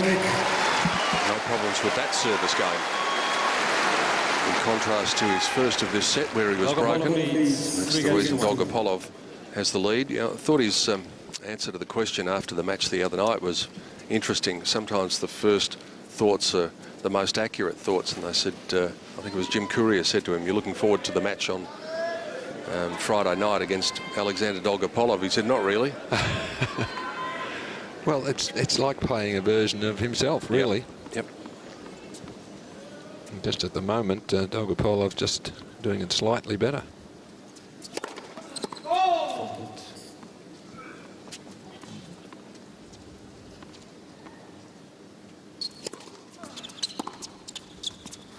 I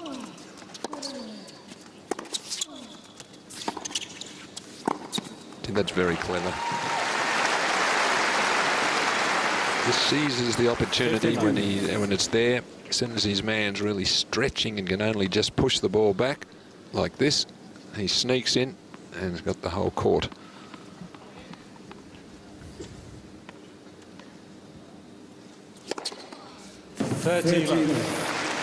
Doesn't need to be too tough a volley if you come in on a quality approach shot.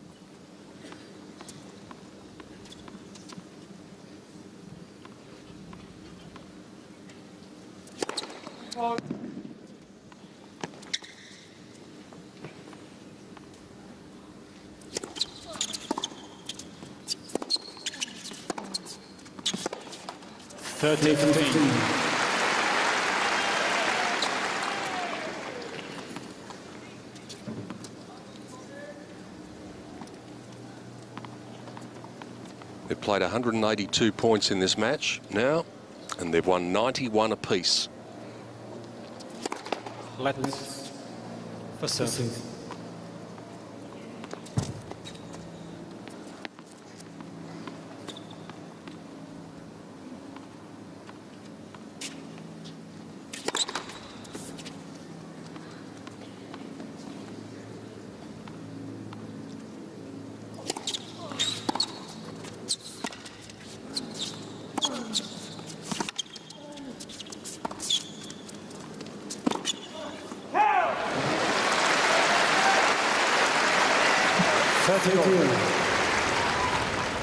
Nice little change up there from Tomic.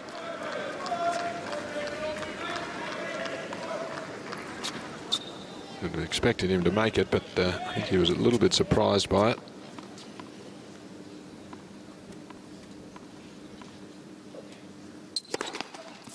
Remember what Tomic did on the 30-all point on Dogopolov's last service game. He was just a little careless.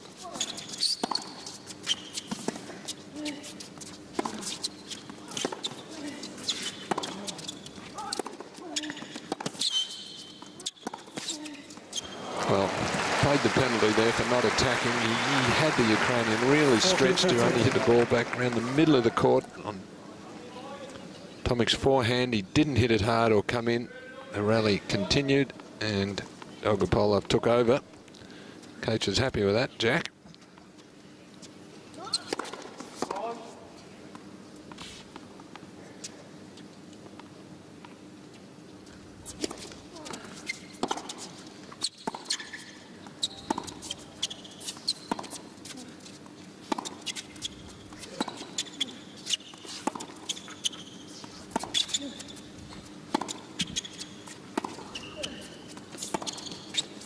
And he comes again, and this time Tomic was awake to it.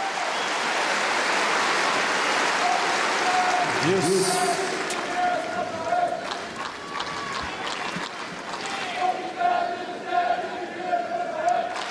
Just tries to give him a difficult volley, didn't go for a big pass, and that tactic was successful, so it's a smart shot.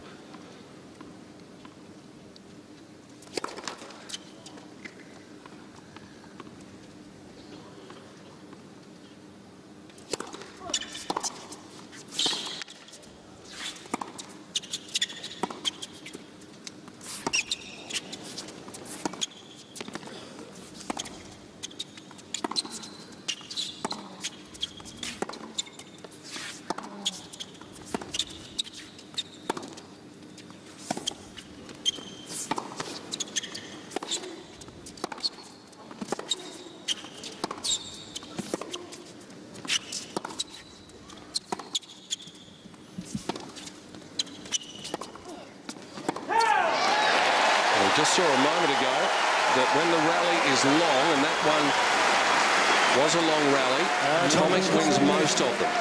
That one, 26 shots.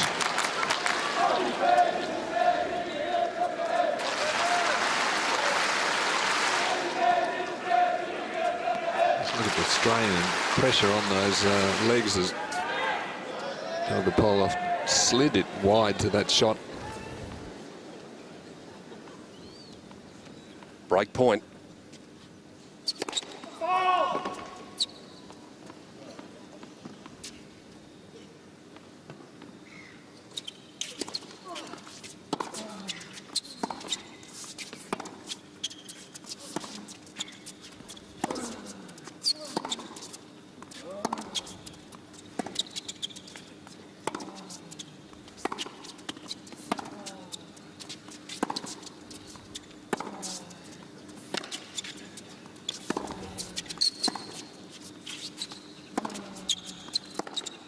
If he was a racehorse, you'd say he was outstaying him.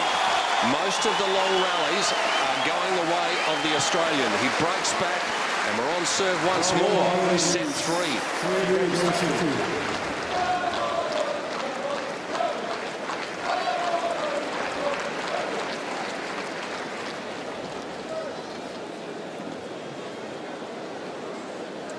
That's got to be up around 70% of the time now when the rally gets out to any given decent length that Tomic is winning those points. So maybe that might be the way to engage him, Alan Stone. Well, he seems to be keen on that tactic, because several times in that rally there were some balls that landed on the service line on his forehand. He did hit the ball firmly, but could have hit it really hard and come in, put pressure on.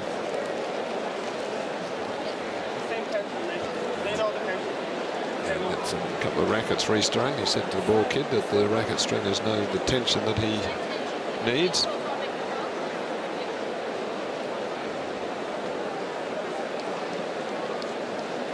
Public can actually watch the stringers go about their stuff. You're out in an open area, or not an open area, but one with a very large window where the public can see them going about their job.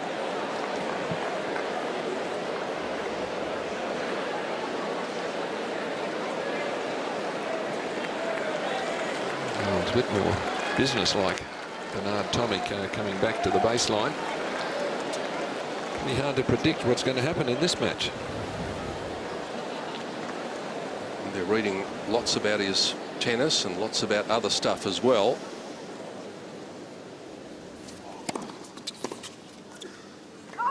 It's been a match of twists and turns.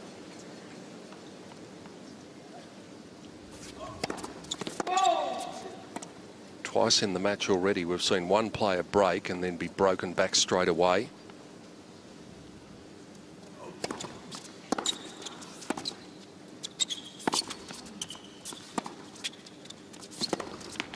And now it's Dogopolov's time to have a bit of a rough trot. He's the one making the errors at this point.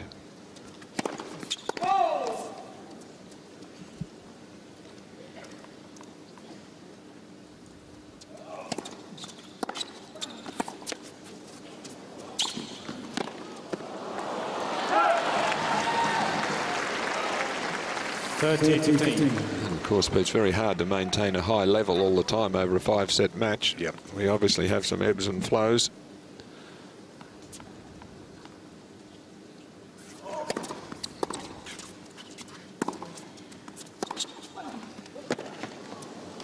I know we're a long way from 5 sets at the moment, Alan, but do you see any drawback for this man if it does go to 5? Dogopolov having been to 5 twice already?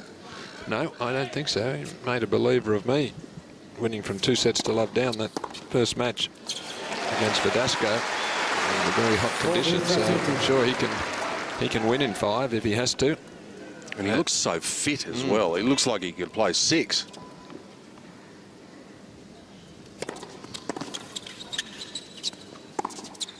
You know, that ball there, he just decelerated the racket. He had plenty of time. I'm not sure why. He just didn't really hammer that one and come forward. It's got a very good forehand.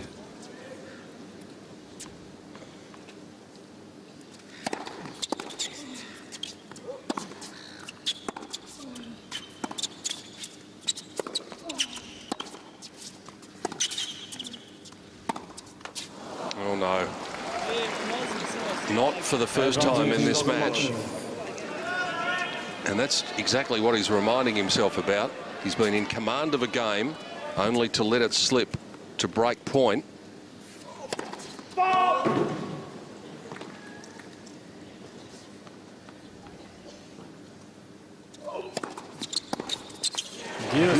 Gutsy second serve there going down the centre. And Dogopolov will be mad with himself there. He just tried to chip that one back. He could have. Look at the look on his face. He can't believe it. Opportunity missed. Well, a moment ago when we saw Tomic talking to himself, that is about as animated as we've seen him throughout the entire championships. That's almost his version of a tantrum. Maybe it's done the job.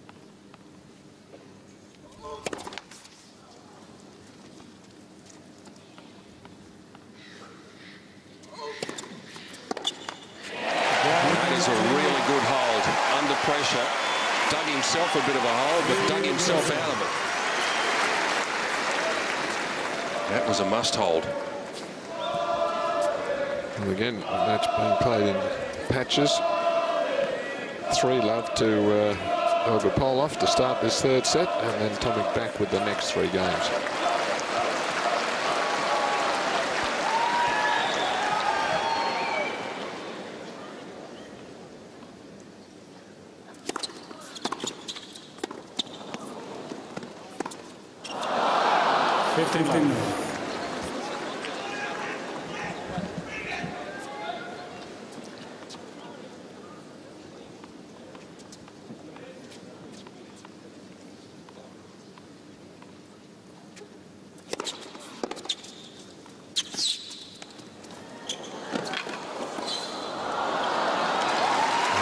skillful execution on the drop shot. I think if he's got a shortish ball in that backhand area towards the net, you've got to be looking to move forward, because that's the one he plays the drop shot off.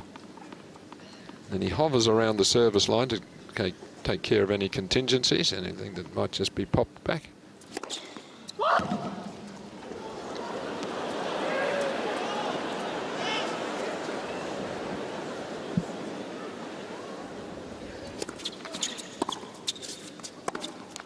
It's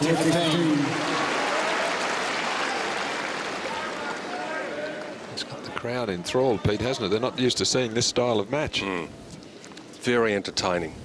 The way we expected it to be, really. We expected the unexpected.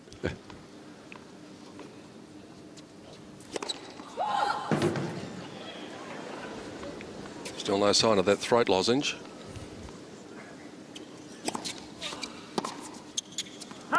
A couple of bad misses off the backhand in this game from Tomic. He very rarely makes those sort of errors.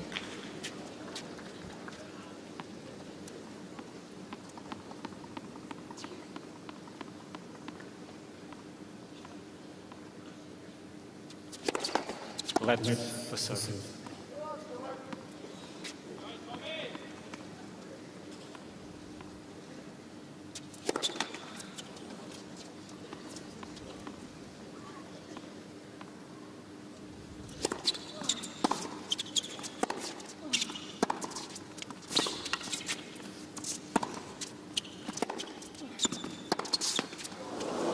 Unlucky.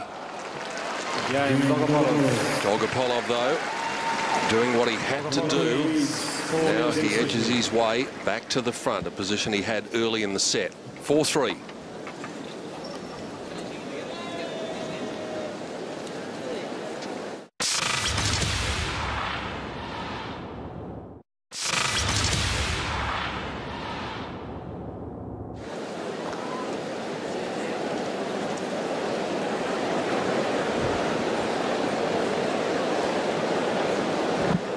So often, Alan, we see the crowd going on with Mexican waves and all that sort of thing. I think they're just captivated by this match. I think they are. It's really, you might see a player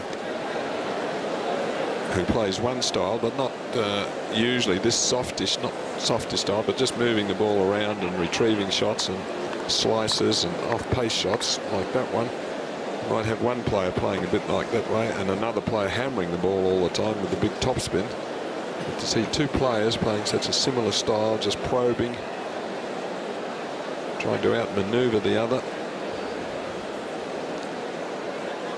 It's almost like they've got speed limiters in some of the rallies. You know, those speed limiters they have in the pit lane at the Formula One races.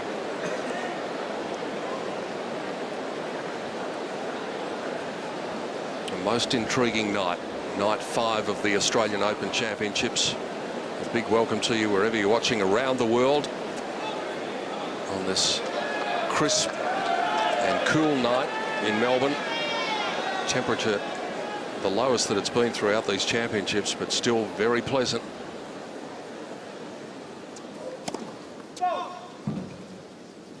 Weather Bureau saying it's going to warm up again at the start of next week.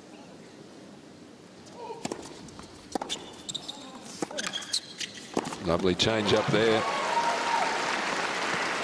Took the return early and followed it in smartly.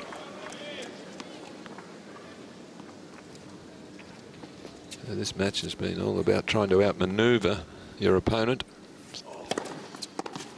Not a question of overpowering them from either side of the net. We've been going 2 hours and 7 minutes, but neither player can afford a lapse in concentration at this stage.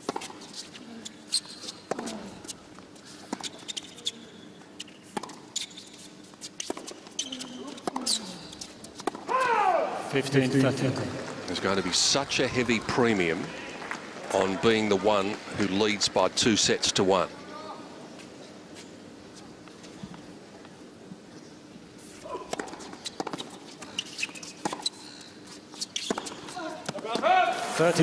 Just at the moment, we're at an even money bet, really. That is going to change dramatically, whoever happens to win this set. Well, 15-30, he knows he let an opportunity slip there. 14-14. Dogopolov having a good look at the mark. He's not going to do anything about it.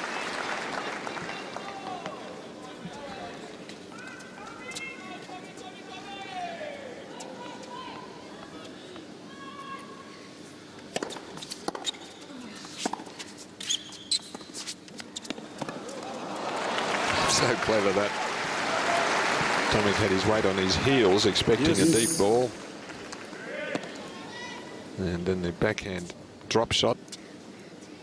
Again, always pretty much in that same spot, just down the forehand corner, or the forehand line.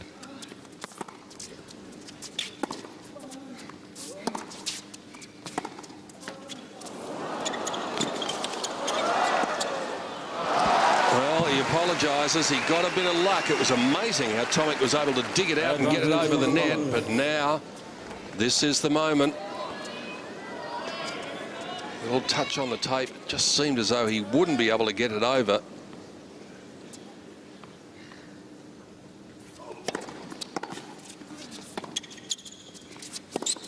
Oh, there's a let-off for him. Is it what?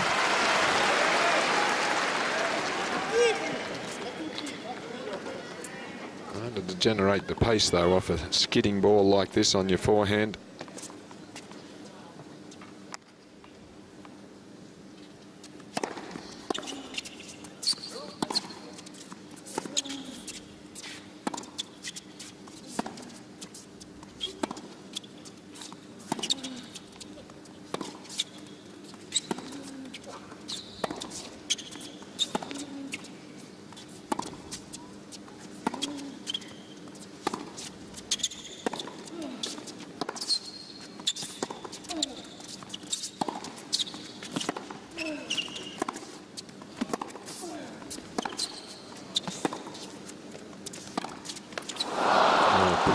Rally there by both players.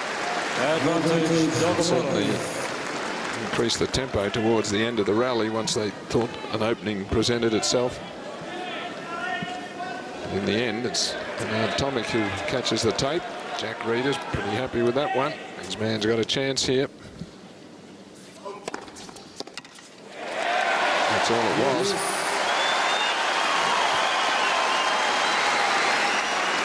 No panic from Tomic.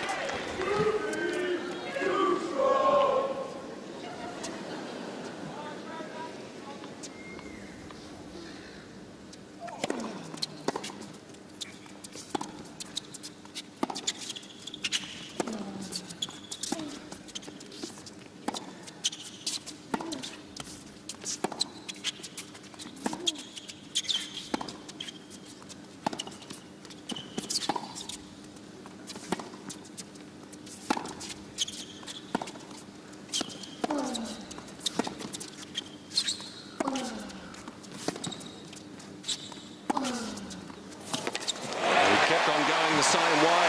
Dogopolov was waiting for him to come back the other way. He just didn't do it. Well, it was good to see Tomic be the aggressor at the end of that long rally. He was the one who said, right, I'm going to take control of this. I'm going to force the issue, which he hasn't done that much. So just reward for that point.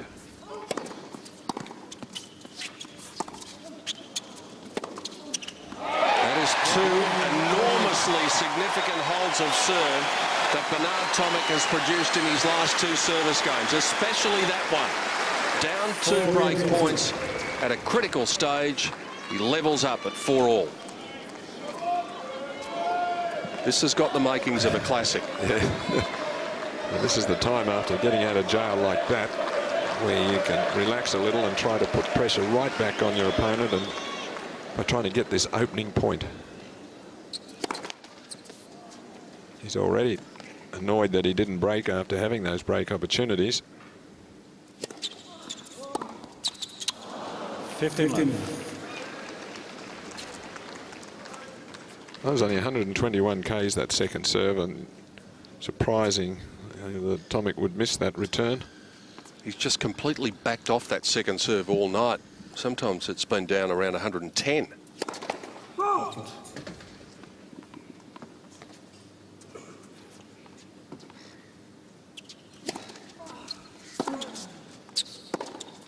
15 all. Here's another case in point of that slow second serve. That one just 115.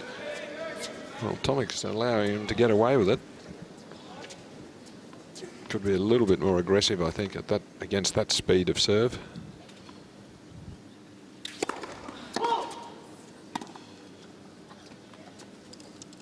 He's taken one step in, but he's still a metre behind the baseline.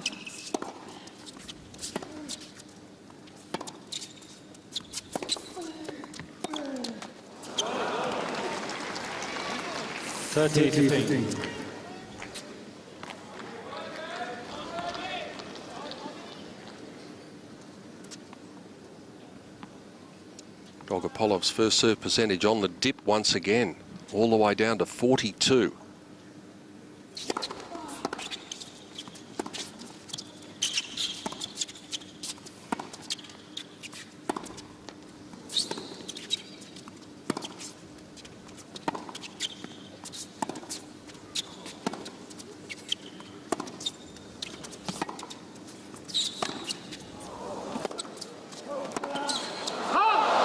There's another case, Alan, where Tomic had the opportunity of coming in early in the point and just retreated. Well, he's had many opportunities like that, but he's obviously not going to do that. He's prepared to rally and trade slice shots. But it's his opponent who's the one who's looking for the opening just a little bit more often than him.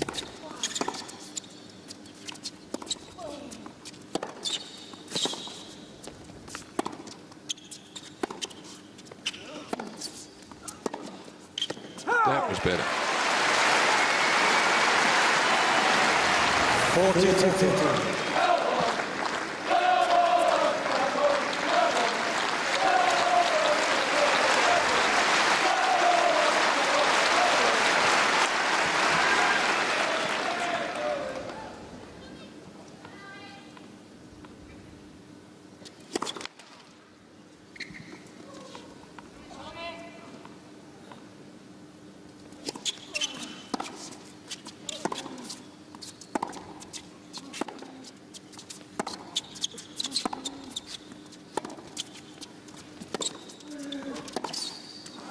And the battle goes on.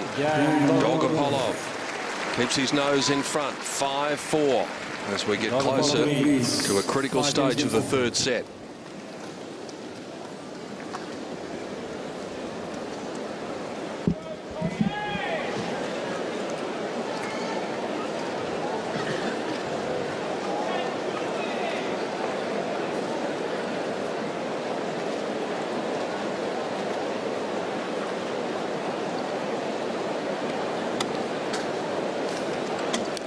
Expectant buzz that was around the crowd even before the players walked out. In fact, as they walked out, the atmosphere was just terrific. They know that their man has got this man to get over the top of. What a gritty competitor he is. Just at the moment, he seems as though he's the one more likely to be the aggressor. The drop shot that he employed there to get Tomic to the net has served him very well. We're talking about his service speed. Dogopolov, and you can still see on the scoreboard. That last second serve, Dogopolov was 106. Wow.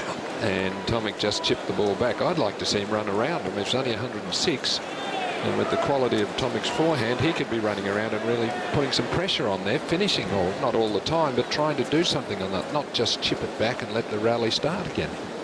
Well, that second serve's not good enough to allow that to keep happening. Tomic serving 4-5. Critical moments.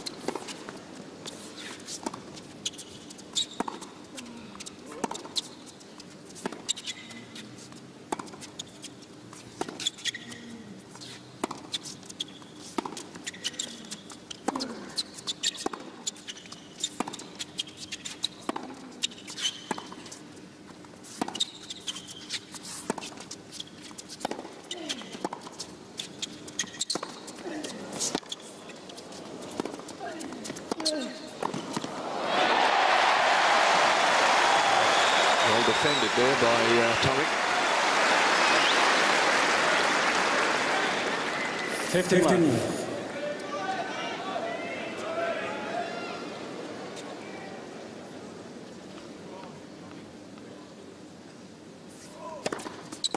Correction was for service. Carlos Ramos has had to do practically nothing in this match.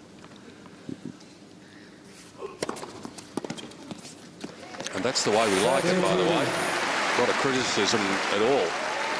It's been played in a good spirit. It's been played at a good pace. Got to like it. So much to like about it. 14. We could do with a free game here.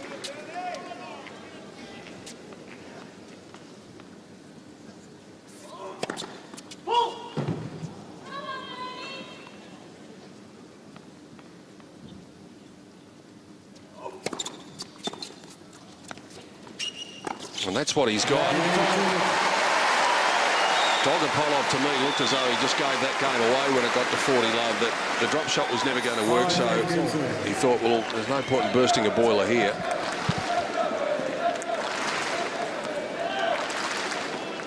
That's a welcome breather, though, for the Australian Allen at a vital stage. Yes, he'll take any easy game you can get at this stage and have to work hard. And at 5-all and a set all. 15 love. Again, it's hard to read. That's 15 aces. He's not known as a huge ace server. Wait, please. Thank you.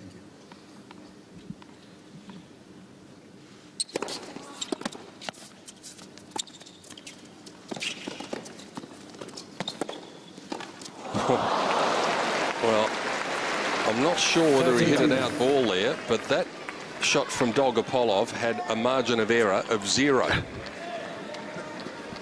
Look at the winners set by set.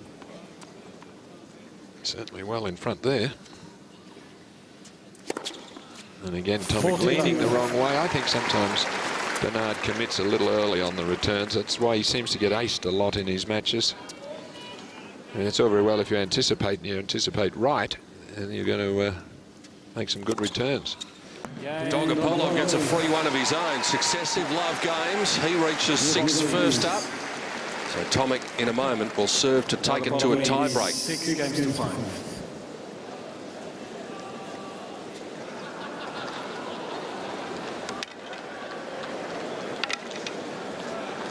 I just don't think this is a big enough serve from Alexander Dogopolov to have served 17 aces.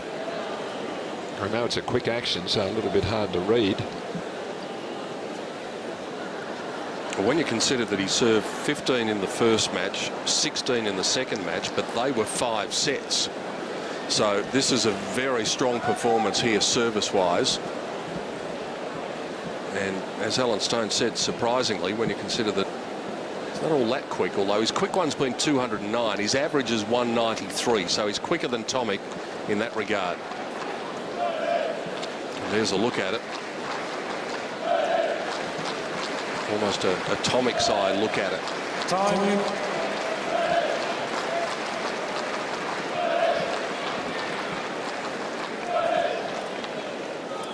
Stringer's done the job. The 2 rackets that he sent away are back and ready. And it's got what the string type is there, half gut and half synthetic. 25 kilos of tension.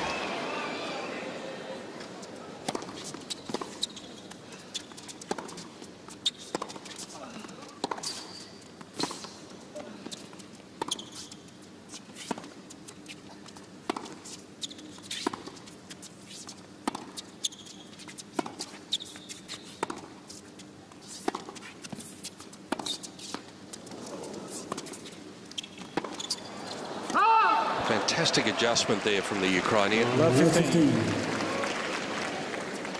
Didn't have to adjust the feet much, but he adjusted the shot and put it right in the corner.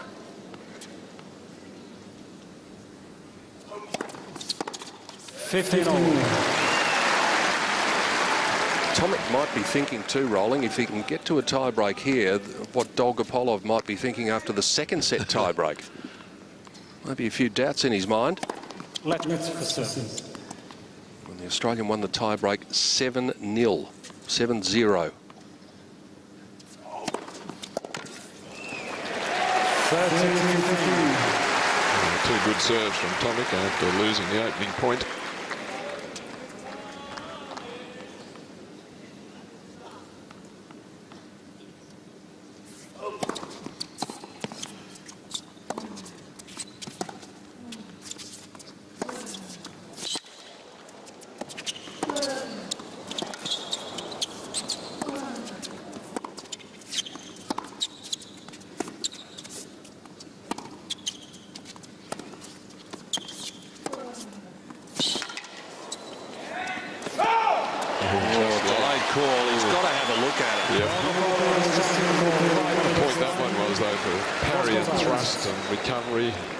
Well, he was out of the point 3 times. At this stage, he simply has to have a look. He had 3 challenges remaining, and it is just long. Still definitely worth a look, though. The margin was 5 millimetres. Dogopolov has 2 challenges remaining.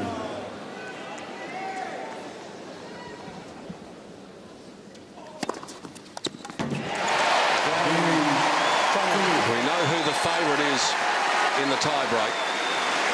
Talked about their respective records before the second set tie-break, and it turned out to be a complete obliteration. Wouldn't think we're going to see that happen here, but just enormous implications on who wins this. Wait, please.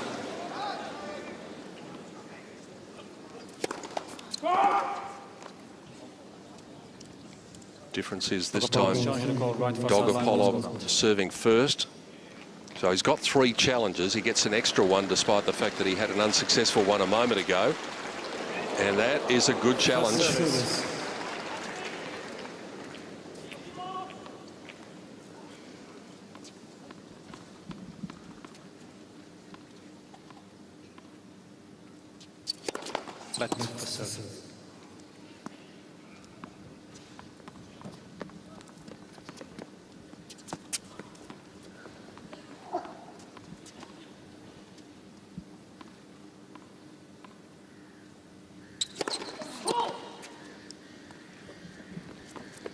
It's only the first point, but it's such a vital one for the Ukrainian to win here.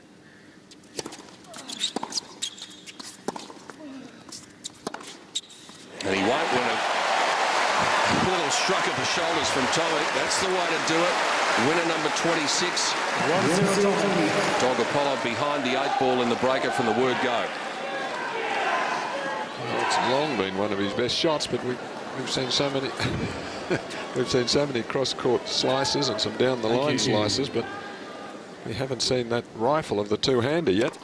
I think that's just reminding him, hey, I've got a great two-hander down the line.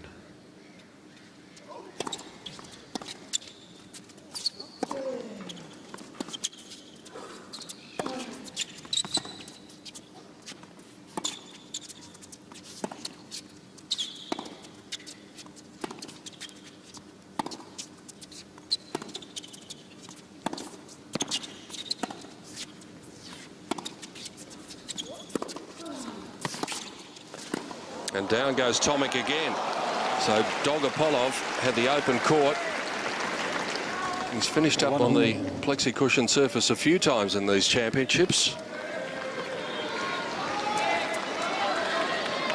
Left ankle just digging in.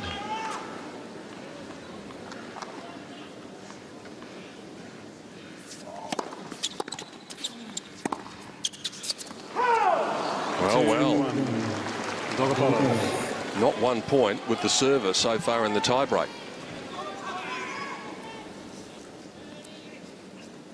A little bit tentative, that one from Bernard.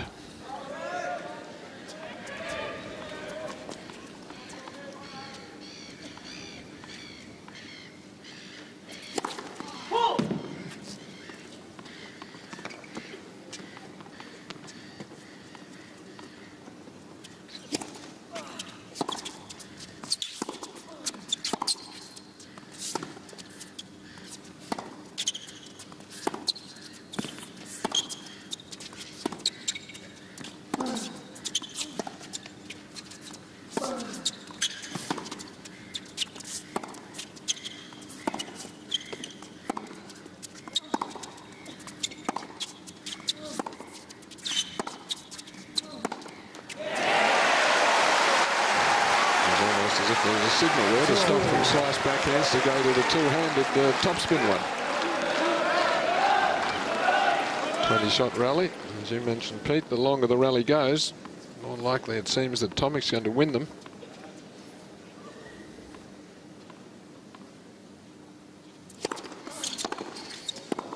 What about that for a return of serve?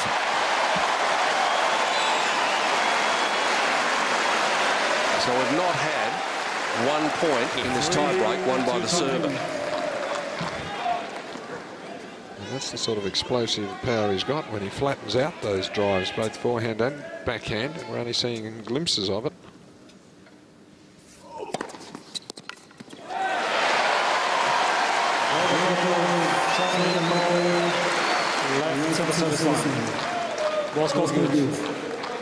It's a bit in hope, but he may as well use them. Oh, he's right. Second serve.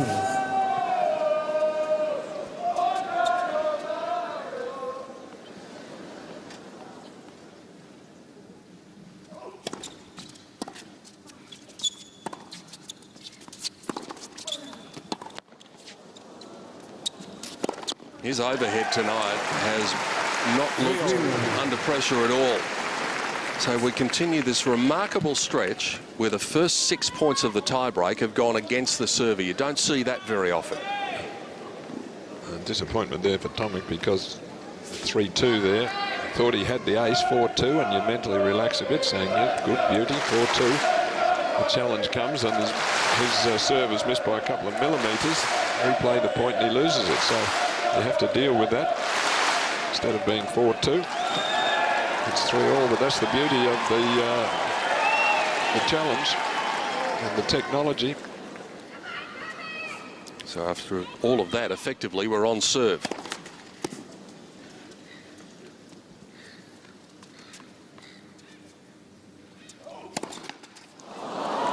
This is extraordinary. 4-3.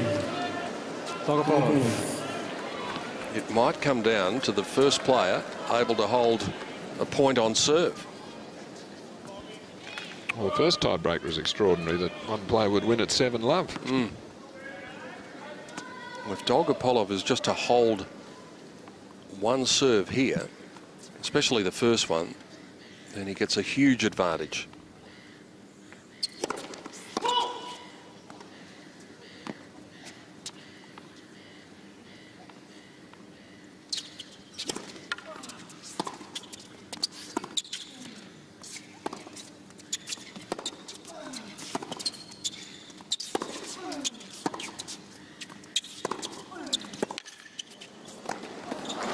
First point he does. Well, he was the playmaker there. He took the initiative. Didn't get engaged in a long rally. As soon as he hit a penetrating shot, he comes in. Made sure of that. Almost kept both hands on the racket for it.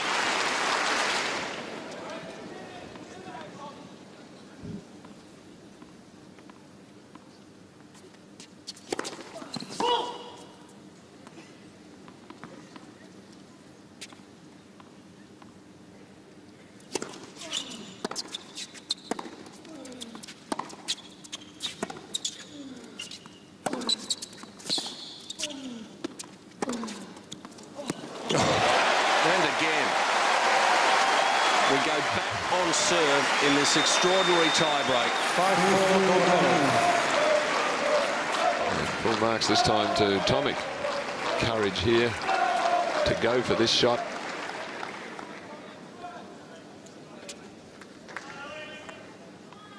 And make it.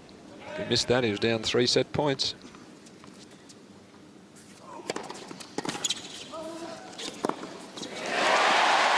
And that sets up the biggest point of the match.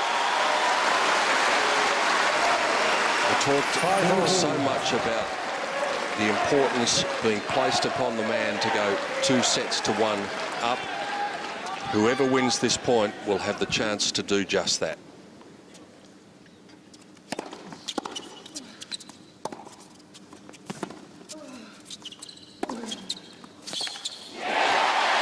That's huge. A little pump of the chest from Bernard Tomic. Just nodding his head as if to confirm, yes, that's what I'm doing. I'm going to play a bit more aggressively, which he has from 5-3 down.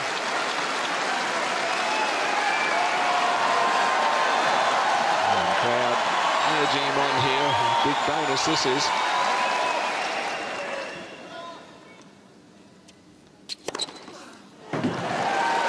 Tomic's got to have a look at it, and he will. Ball's called good. Look pretty good. Yeah. And this is just a matter of challenging because he had the challenge there. But that is a great response, really. Huge crowd support there for Tomic when he got to set point, and how cool was that? Tomic has to challenge Alexander Dogopolov. You did it. It took you a long time to do it. Is that the first time? I thought you were almost going to get through the match. I shouldn't have said his first name, because that's what messed me up. Oh, this is fabulous stuff. Look at that. Tomic's won 5 more points for the match. This is this dramatic stage where we get to set point all the time. 6-all.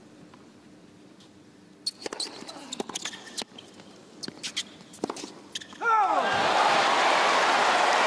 he can't believe that. And the ball just got slightly away from his hitting zone. He caught it a little late. That was enough to make it go wide.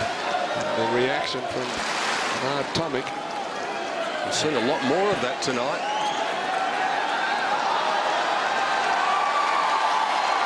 Set point once more.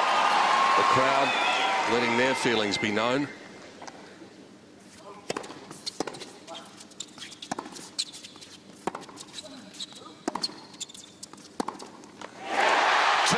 And 35 minutes in, the crowd come to their feet. Tomic supporters are on their feet. Just about everybody is. He's got a 2-1 lead in what has been a classic battle at Melbourne Park.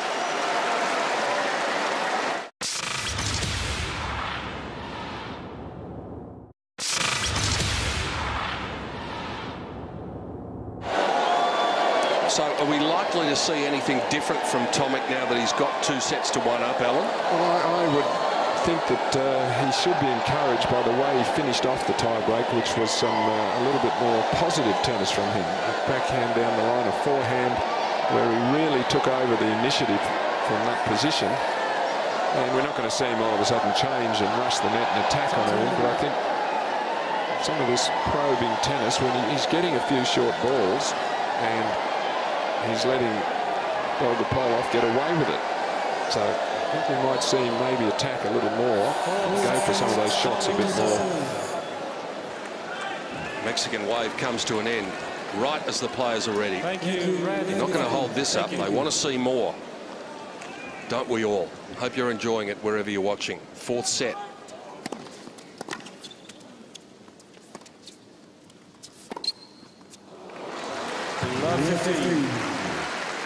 Stabbing backhand there. Not much backswing.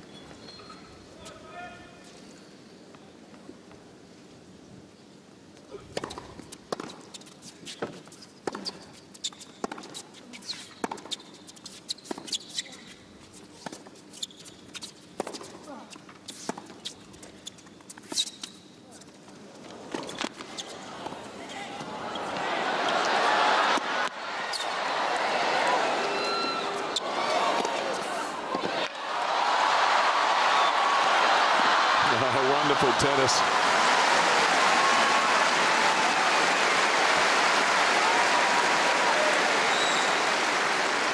Well, the crowd reaction, as you would expect after a rally like that. Great get from Tomic to stay alive. He took another superb drop shot. Look at that get there. Well, that was trying to get that last one.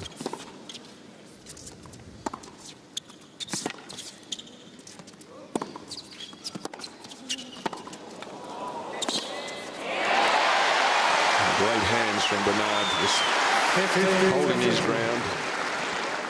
And the ability to time the ball, put the racket in the right spot. Doesn't miss-hit too many shots.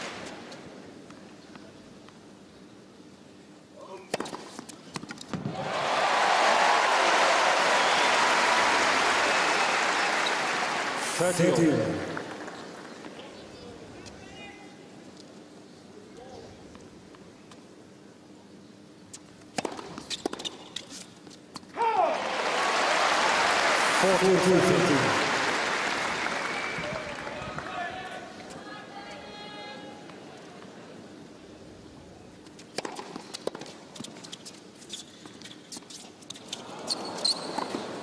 Just got a bit carried away there. Yep, he made it too obvious what he was going to play there. Yes. And off a high bounce like this, you've got to hit it high, and then it obviously rebounds too high.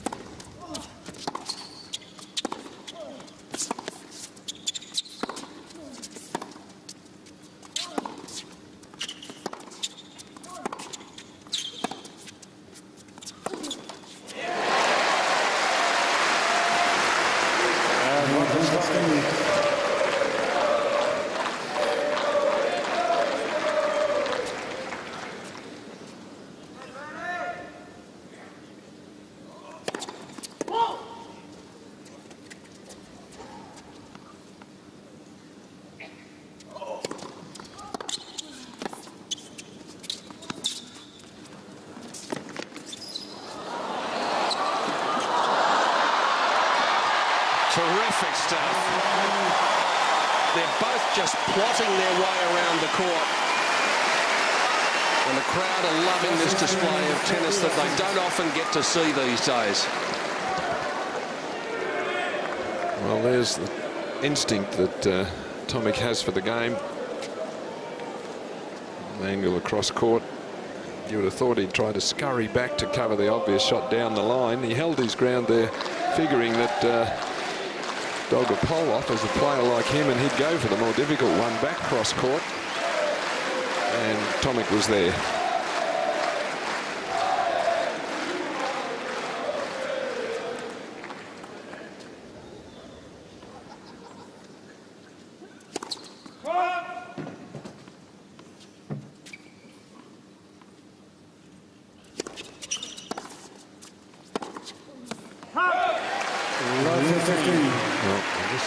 The feeling that it's going to be hard to stop Bernard Tomic from this position. Now there's the one where he could have recovered back to the centre of the court.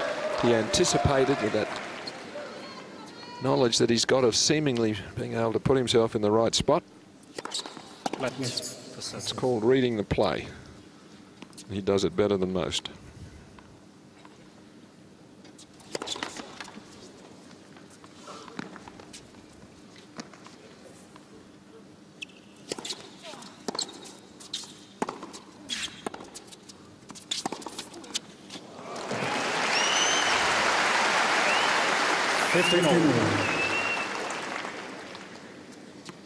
That ability to be able to put yourself in the right spot, it's not something that the coaches really can teach. It's a natural thing that young kids have when they pick up the game. And sometimes coaches try too hard to teach it out of you. They do, yes.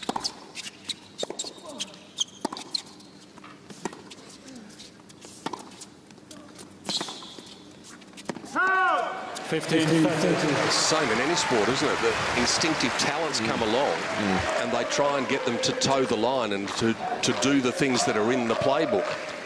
Well, years ago, talented young left-handed tennis players were stopped from playing left-handed. They made the change over to right.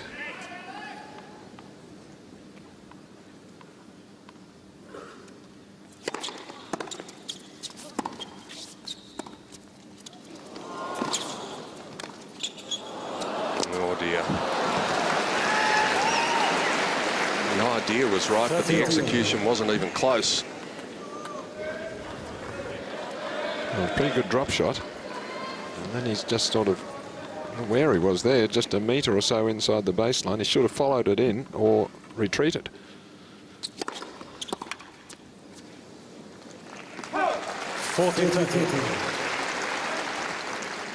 Dogopolov digging himself out of a sticky situation there at 15:30.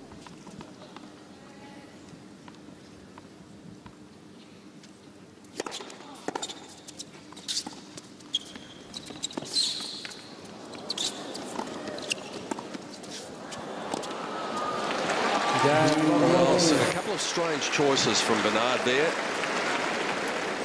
15:30 down, Dogopolov will be thinking that he's popped the Superman cape on and dodged a bit of a bullet there.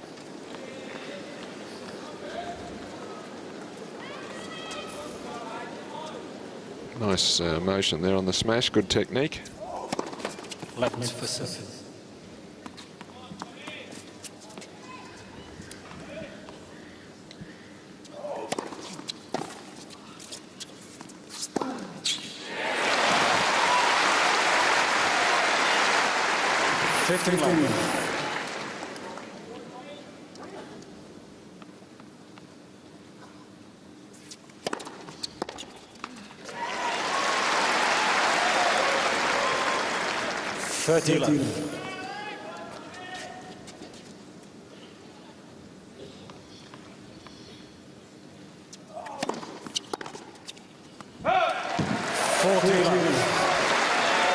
An easy hold, it looks like, coming up.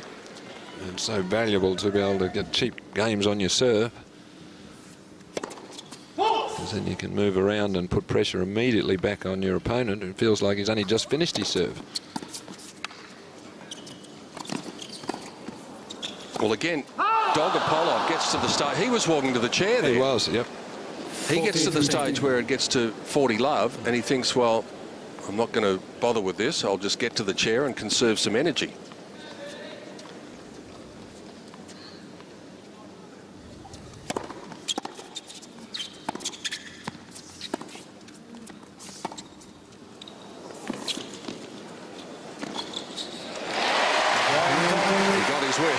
As it turns out, a bit of a breather for Bernard Tomic. 2-1 fourth set.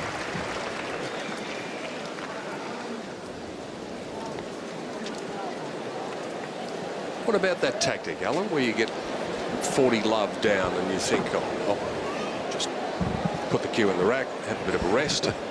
Well, I don't know. It's not something I don't think we'd be taught at. We'll be teaching our players at squad training. I mean, you work hard for every single point on the tennis court. You never know what can happen, what might turn it around in your favour. And we see plenty of games won from 40 love down.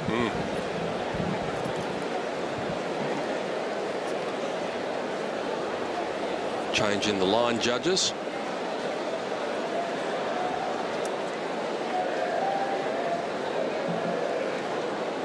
Tomic does seem to have the momentum on his side. He's got the advantage of having served first. Time.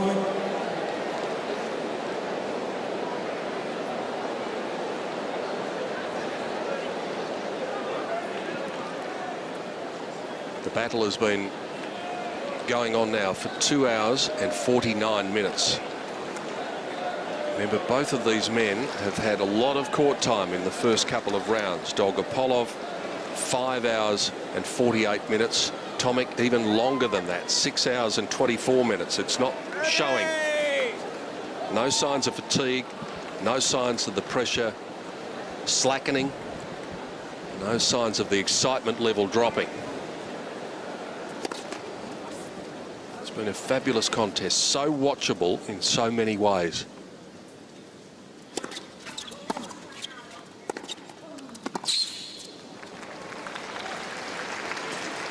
I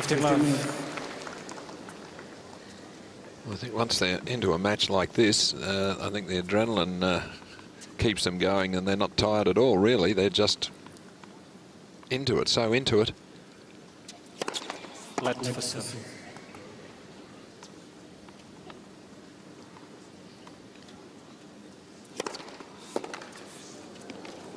I should mention too that the man waiting to see who wins this is a guy called Federer. He's the next opponent for the winner. The baseline, yeah, thanks. Nothing to worry about, just seagulls again.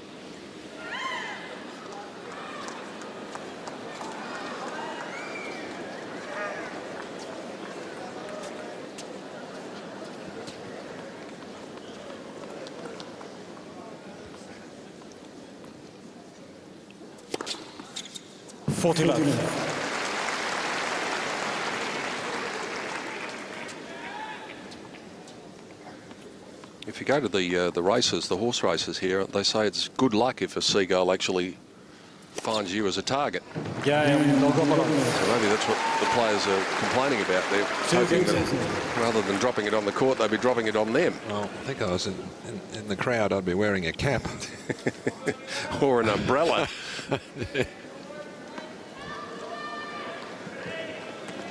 Nice gentle service going for Alexander.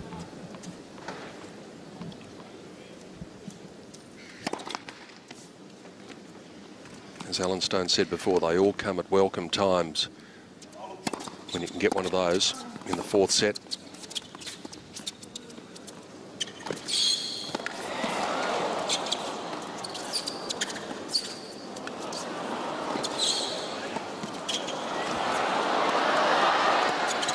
Oh, just missed it. It's like a chess game out there. I'm sure the crowd have been enthralled by this match. I've never seen a match like this. Well, mind you, we haven't seen too many either.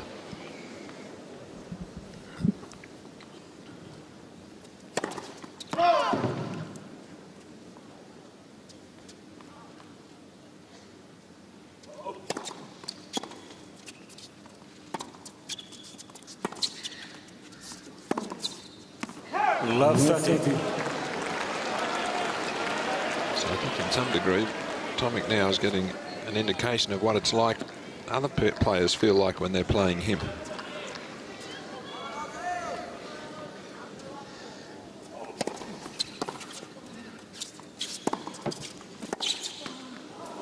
Oh, that's a good choice.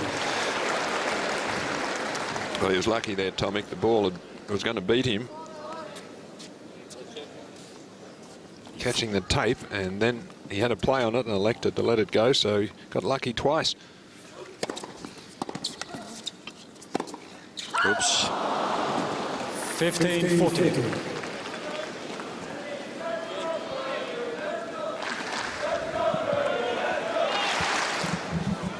Tomic obviously doesn't want it to go to 5, but I don't think the crowd would mind if it did.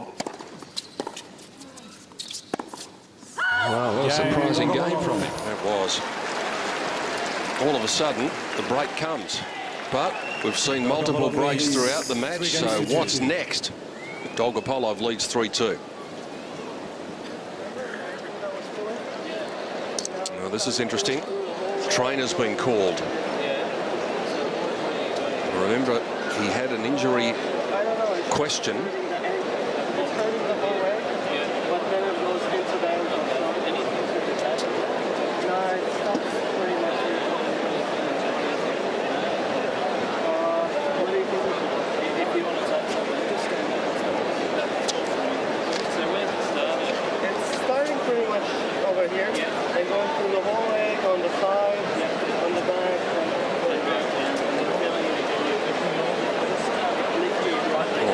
Could be pressure on the sciatic nerve. Yeah. He's just assessing the condition at the moment, the trainer.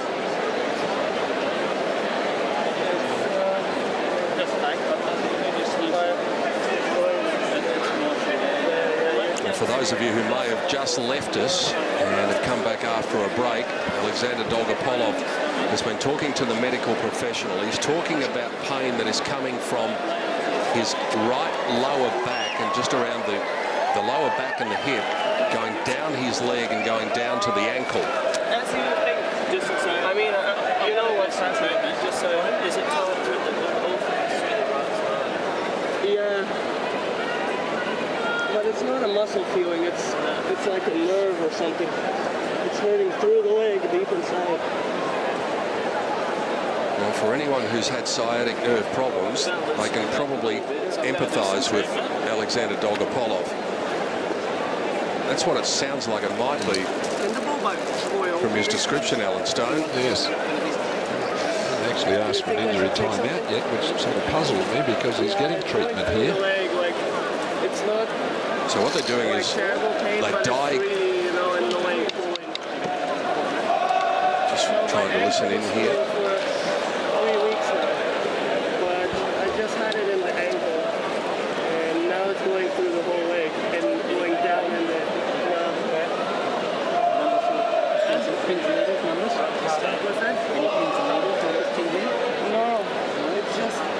Ladies and gentlemen, Mr. Dogopolov is now receiving medical timeout. So what they do is they give them time to diagnose the injury, and then they have 3 minutes from that announcement.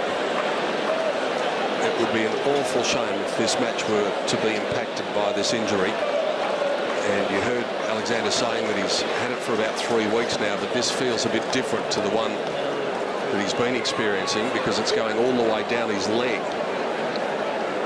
Well, they did have trouble in the final in Brisbane, first tournament here. That was just the lower part of his leg, I think, up in Brisbane. And what a shame this is. Dogopolov has just got the break of serve. Yep. They had 3-2, and clearly there's something wrong. He's not going to stop when he's just got a break. No, we saw a bit of tactical stuff from Cedric Stebe the other night when he got to the dying stages of his match against Hewitt, but certainly nothing tactical about this. You want the momentum to keep on going when you're in that position. Only got 3 minutes. I must say, looking at his movement around the court, it was hard to see that he was being troubled by any ailment. He's covered the court brilliantly tonight. They've really worked each other around, though. He's had to do a lot of stretching and lunging, as has Tomic.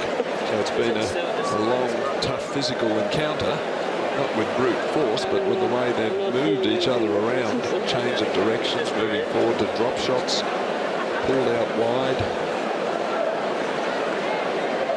Meantime, on the right of your picture, Bernard Tomic just waiting, trying to stay loose, not electing to get up out of the chair just yet. Leighton Hewitt last night, Stoney talked about after the match, the fact that he was really proud of what he did when Andy Roddick got himself injured, because he said under this circumstance it can be very difficult to concentrate on what you should be concentrating on. You can easily get distracted under these circumstances. I think we'll see Bernard get on his feet a little while. There he is now, but he needs to jog up and down a little, sort of loosen up swings and things. He doesn't want to cool down. Concern on the faces of those closest to him.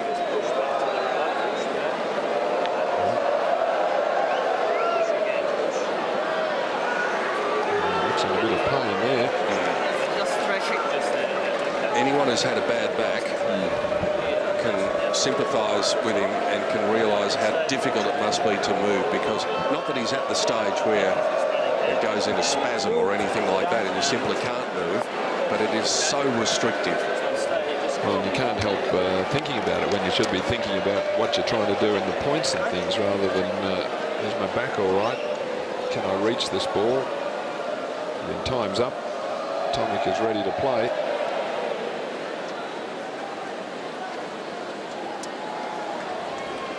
Fingers crossed that this is not going to impact anyway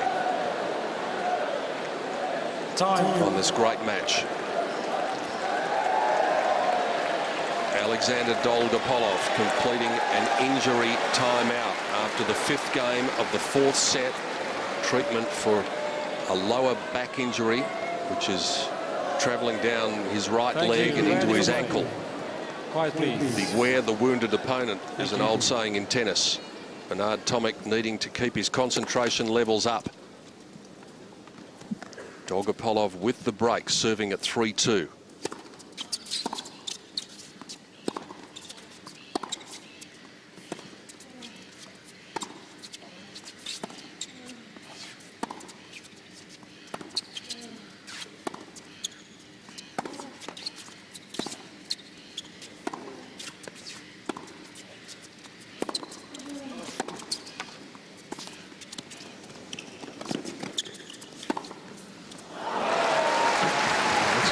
fair point. First one coming back after an injury timeout.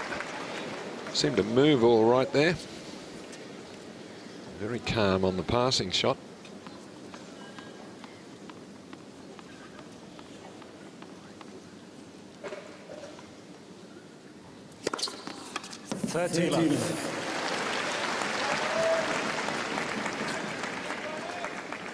Ace number 21. Compared to 12 from Tomic.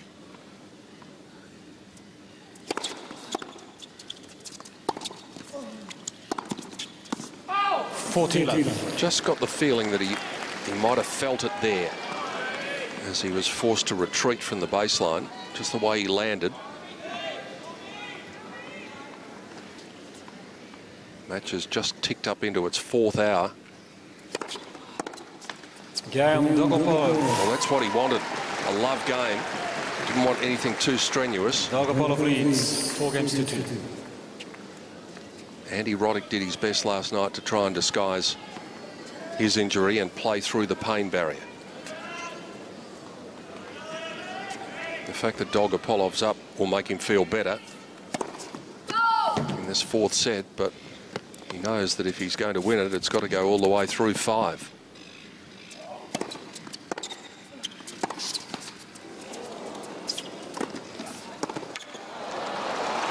Well, again, the movement was all right up to that ball. Love 15. So perhaps that treatment that he's got has eased the problem.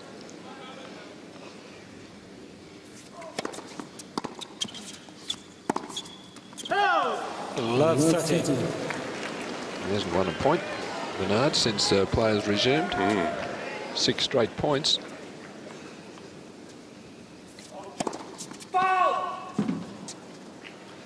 Tomic is challenging the goal left near sideline. Was called out. Well, I think it was a fair way out.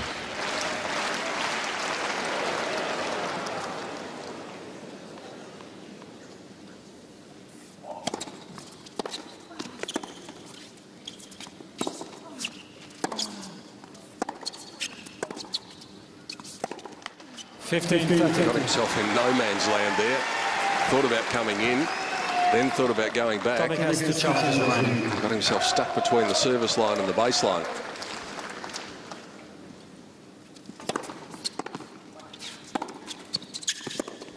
Off the line. Just hurried onto it.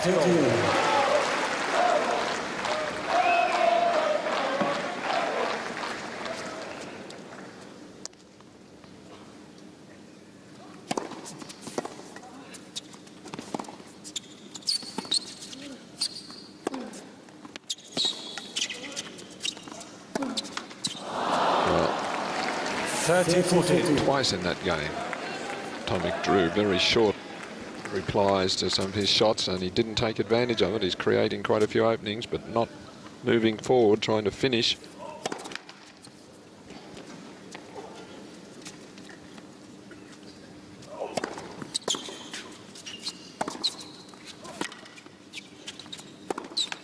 Well, that's the double break, so effectively the set is gone. Get ready for 5 sets. Can the body of Alexander Dogopolov cope with it? He's going to get some more treatment here. Let's have a listen in.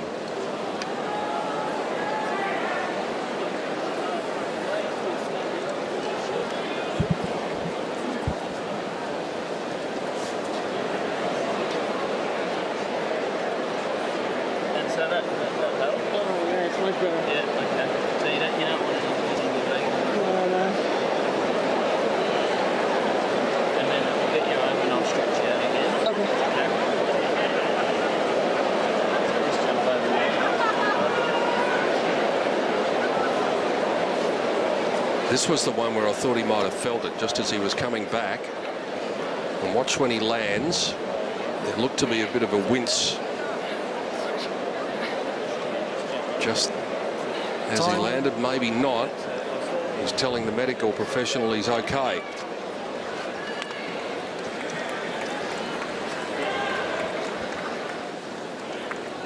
The good news is that Alexander Dogopolov has had a bit of subsequent treatment, and the medical officer said to him, "How is it?" He said, "It is much better." So is the scoreline in this fourth set for him. 15 love. And again, Tomic, I think, just committing too early. Trying to anticipate the serve. I mean, that's 22 aces. His serve isn't that good. Well, maybe it's time that Tomic might put the cue in the rack, conserve himself for the last set. Got a bit of that look about it. Yeah, he's not interested in this one. Just steeling himself for the final set now. Well, I think he should be trying to hang in there, because you'd like to serve, which he will serve first, but I think you still should be working hard for every point.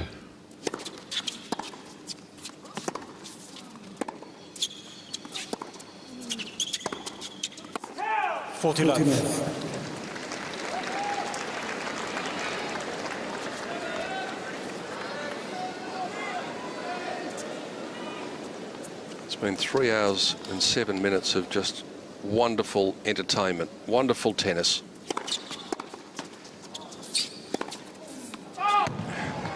Tomic was on his way to the chair again. Well, I think what his plan is, he just doesn't matter too much to him, I guess, about this game, but at least he'll start serving first in the fifth set, which is an advantage set, and it's always good to be that one game in front without the tie break.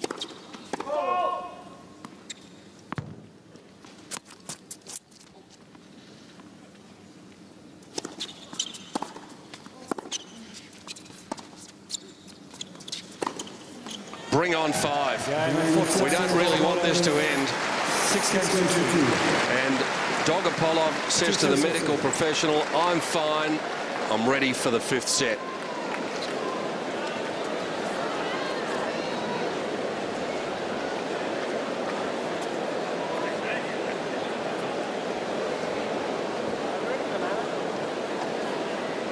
That's the quickest set of the match so far, 32 minutes.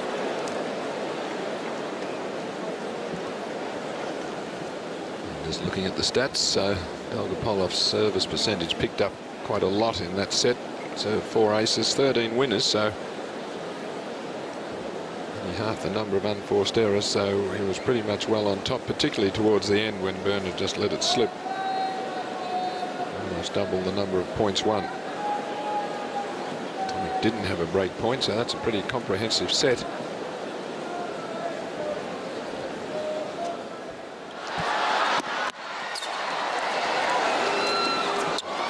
Some of the highlights. This was a great rally, this one.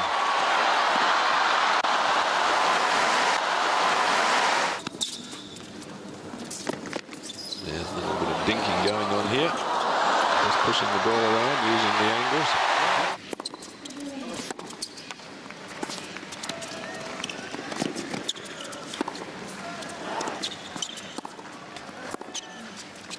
Time.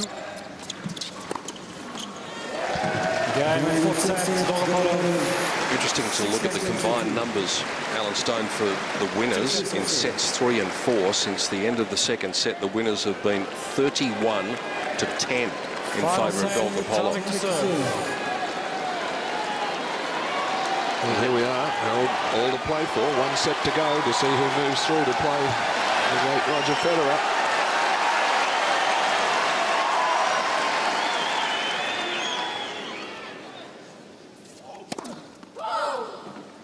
We've had 2 tie breaks already. We're not going to have another one here. 5th set to advantage.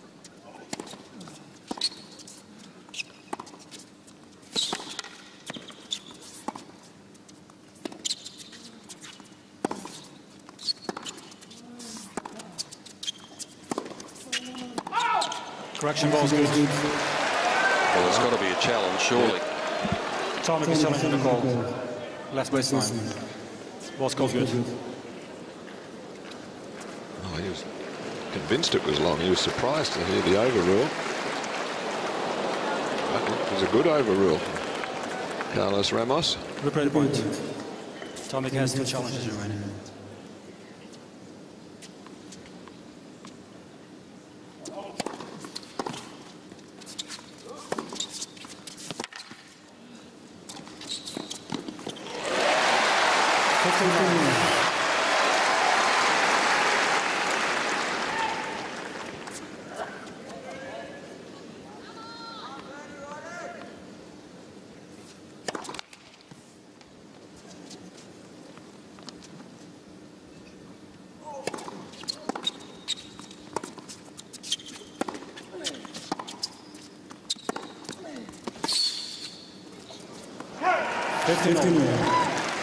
Well, they're used to long matches, these two, Pete.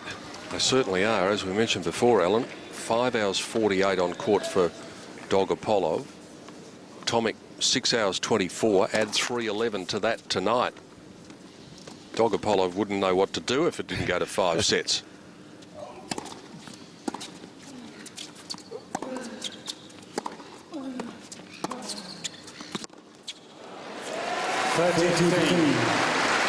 Incidentally, their respective 5-set records. Dogopolov won't have any fears about 5 sets. He's 6-1 from 5-set matches. Tomic 2-1.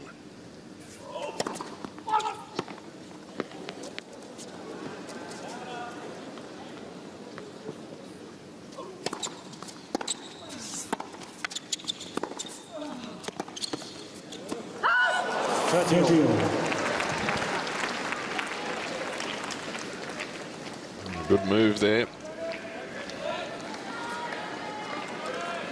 He's the one who's looked to move forward of the two players.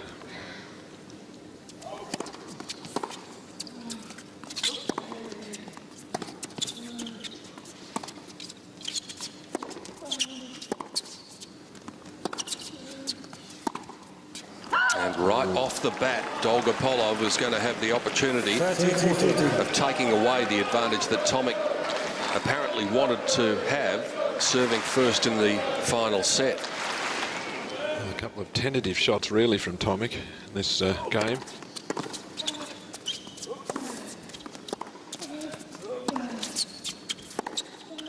Oh, he's got a let off there.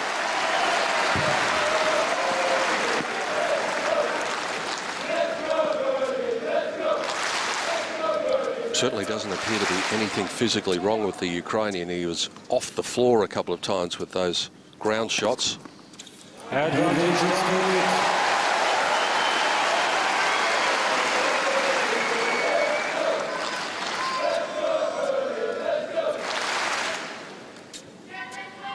Lovely swinging serve there. One of his favourites. Please.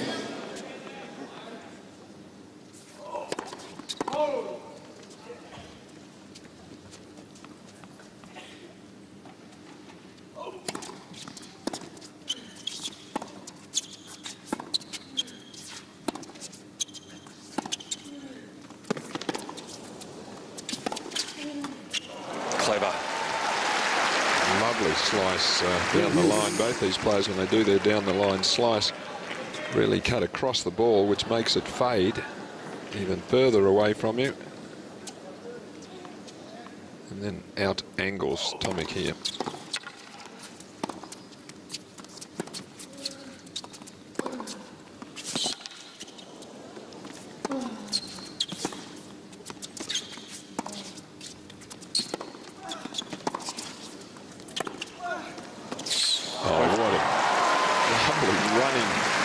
Shot. He ran right through that. He didn't hesitate, didn't pause to get balanced. He just didn't break stride.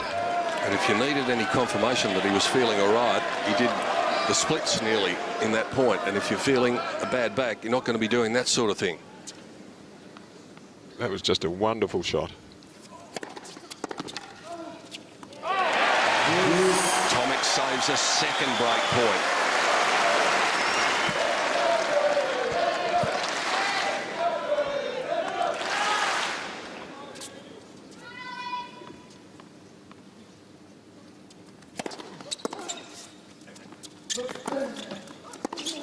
Oh, he got away with one there.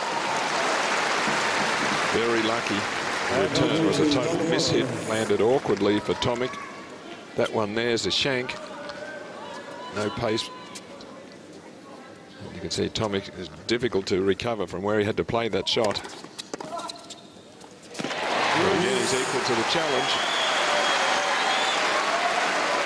His ability to stand up under pressure at 19 years of age, maybe he's too young to have any fear, but it's just remarkable.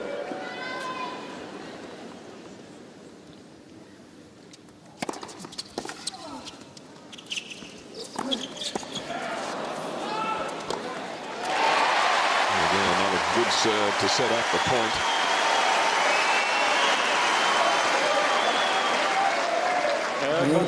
Just a huge game, this one. First game of the 5th.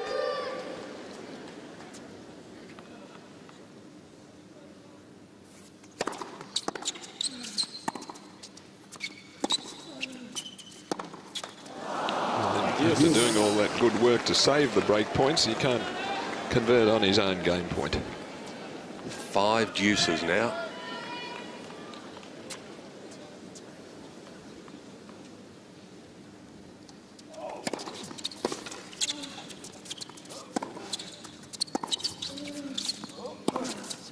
Oh, well held. Gee.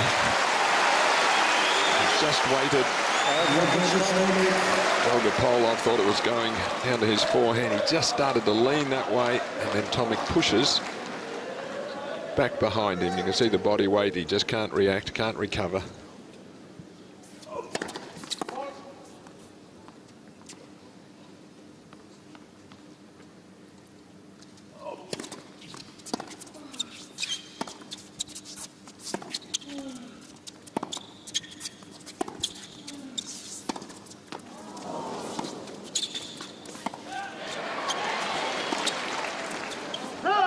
Well, the call came from the crowd. Yeah. Dogopolov saying, what's going on here? Yeah. It was a member of the crowd who called it. And he didn't really play the shot. It didn't sound. You had a reaction. You looked at me, I didn't make the call, and the point continued. I didn't think that hindered you. What do you mean you didn't think? It's a decision I used to make, whether it hinders you or not. Oh, that's a shitty decision. He stops and he goes like that, and you have to make the decision. How do you do that? I have to decide whether he's stopping or not. To me, that was not stopping. I didn't think it hindered you again. Well, that's a big moment, and you can understand why Alexander is not happy about that. It's very unfortunate that that sort of thing should happen on such a big point.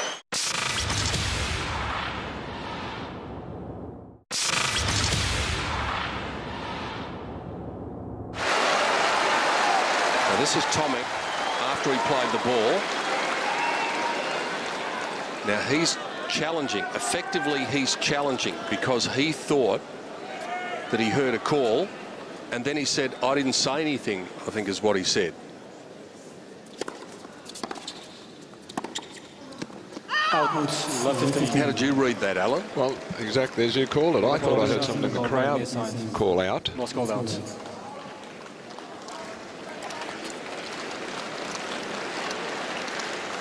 So things just conspiring against the Ukrainian at the moment. Dogopolov has the challenge.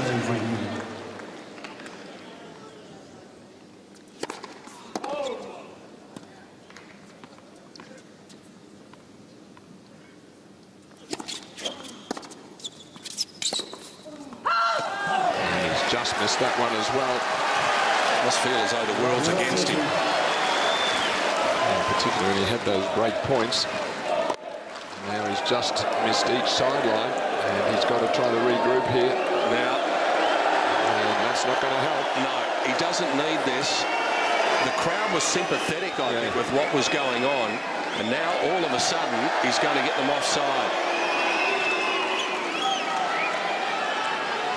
You just cannot beat the crowd. You've got to get them for you, not against you.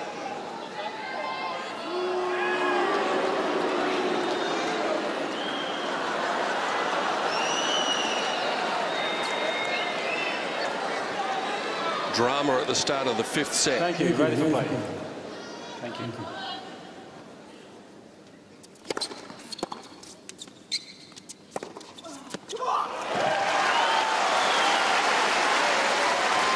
He must be a pretty tough competitor if he can get the crowd deliberately against him and still be able to handle it. I haven't seen too many people who can do that.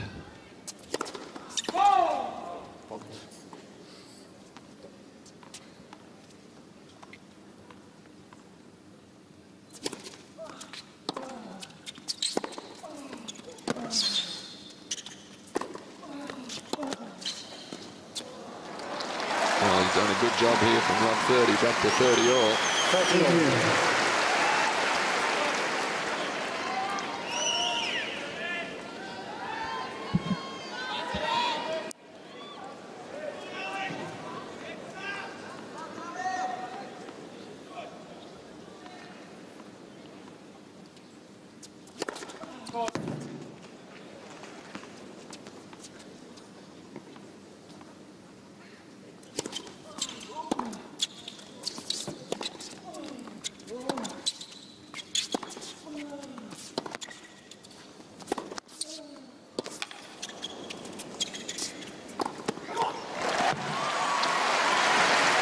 Full marks to him.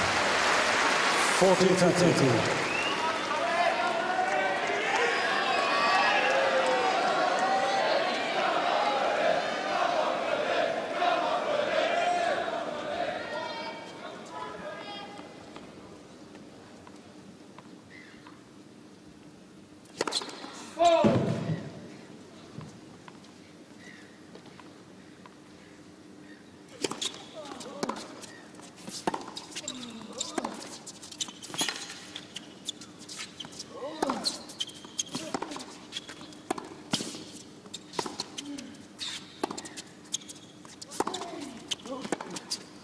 We haven't really been able to ascertain whether Tomic has picked up some of the neutral supporters.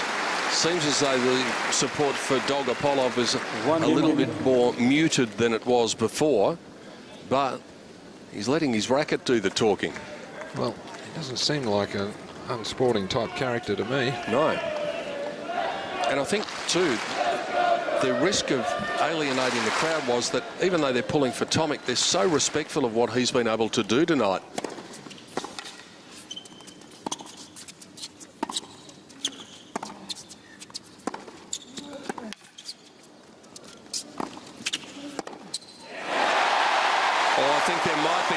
intensity in that roar now.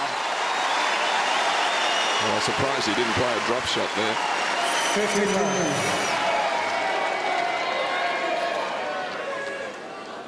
Tomic stays down there and drives through that, hits it out in front a bit more so they can get the cross court.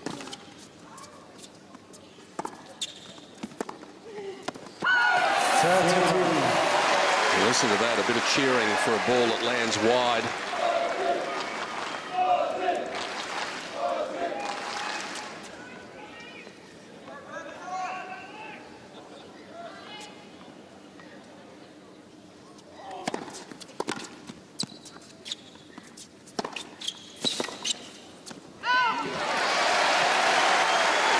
Well, real bonus in the fifth set if you can win the service game comfortably, quickly.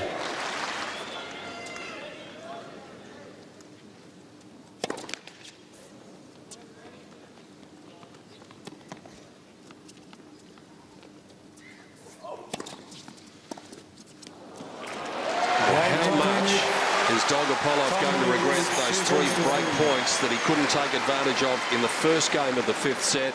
Tomic leads on serve 2-1 in the decider.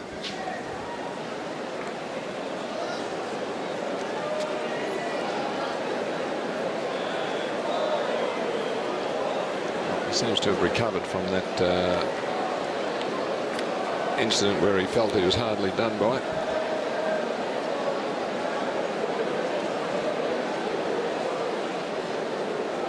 It's been such a great match, you'd hate it to affect one player or the other. A decision like that will certainly never affect Tomic, but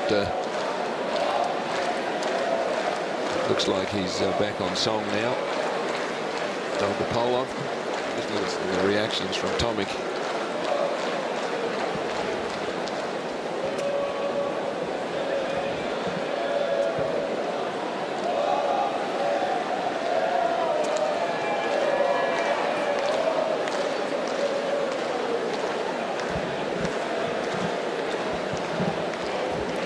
Time. Dogopolov may have played 2 5-setters before this, but this is the longest match that he's played so far at these Australian Open Championships. We're up now to 3 hours and 26 minutes, 3:25 officially. 3:18 was his previous longest. Bernard Tomic went 4 hours and 11 minutes in the first round against Verdasco. On serve. Crowd seemingly even more so on the side of the Australian now.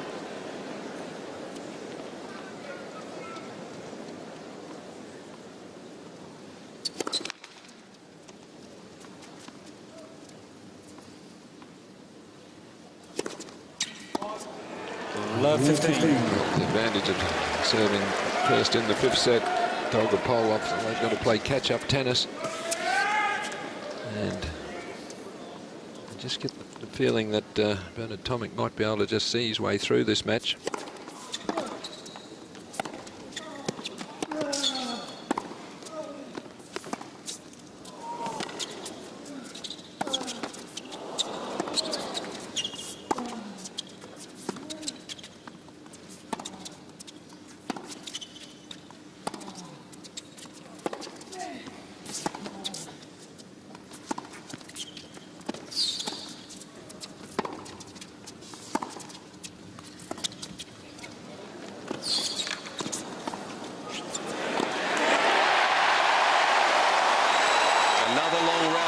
The way of the Australian. 24 shots in that one.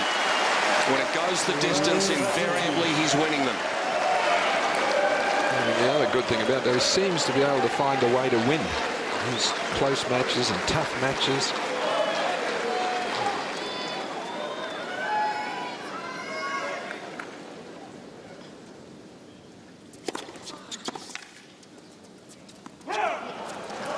Good swinging serve.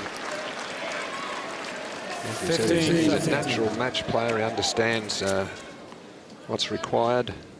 Sometimes perhaps a little passive, but he usually finds a way.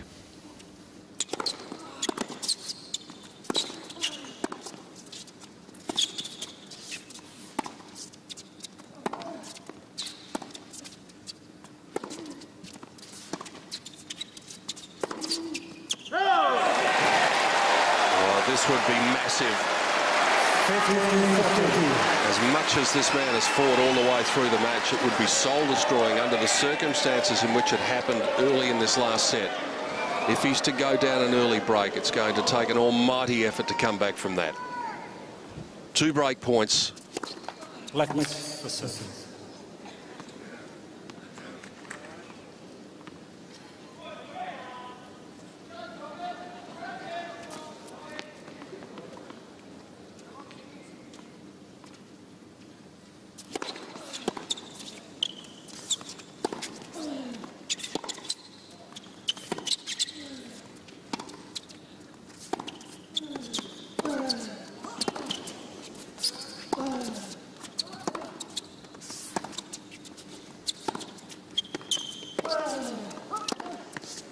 Have a listen to this roar.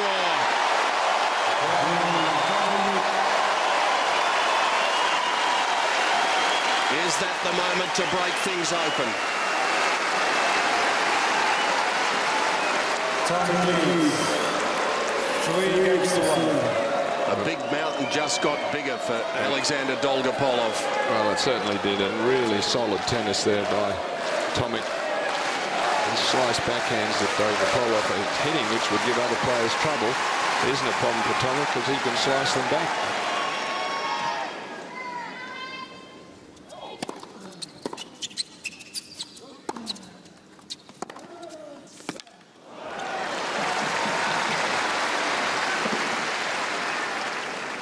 Love 15.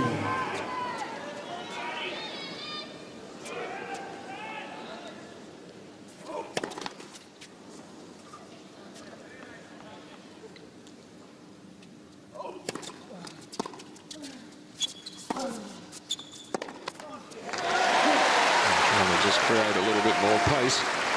15 all. Did on the opening point, but couldn't repeat it. And think if Tomic was to hang on to his serve here, he'd be almost home. Letnitz for serving. Unforced errors in the final set so far. Dogopolov 10, Tomic 2.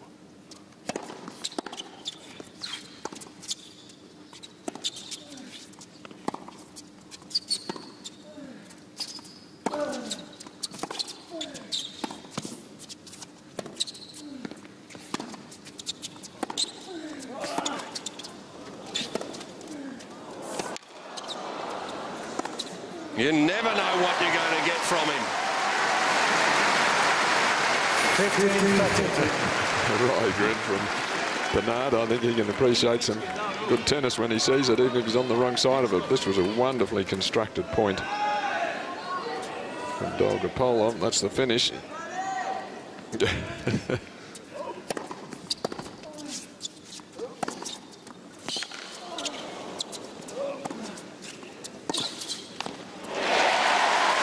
There's the benefit of coming forward. Sometimes you don't even have to play a volley. Your opponent misses it by the virtue of the fact that you're putting pressure on him.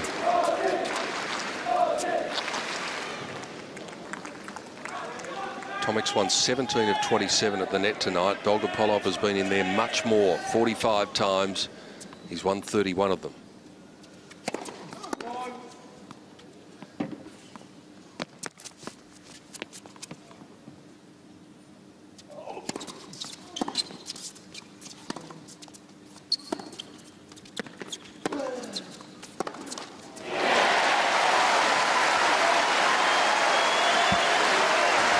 Just a couple of signs from the Ukrainian of a sense of desperation now that he's got himself behind in this last set. Yes, he's going for a bit more earlier in the rallies than he has previously. Cool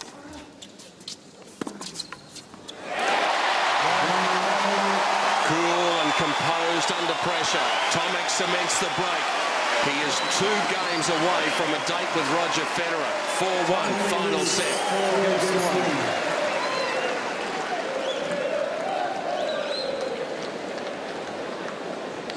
He said he's a pretty cool dude. Remarkably so. That is his way, that is his manner, but I guess he's feeling it. He has to be. You wouldn't be human if you weren't feeling the pressure of everything that's surrounding him in these Australian Open Championships. But it seems as though there's a certain calmness that just drops on him when he comes out onto the court in particular. That is a decent rock. Can't see it, I'm blinded.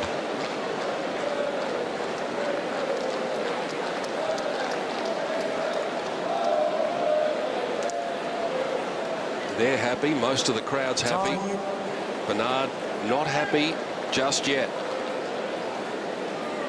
but getting there. The remarkable thing, this whole atmosphere, the whole importance of the event, everything about it doesn't, as it doesn't seem to bother him. He feeds off it. Yeah, he feels that he's destined for the big stage, so he loves these moments and he reacts accordingly. He's a bit like John Newcombe used to be a terrific 5-set player and love the big stage like this.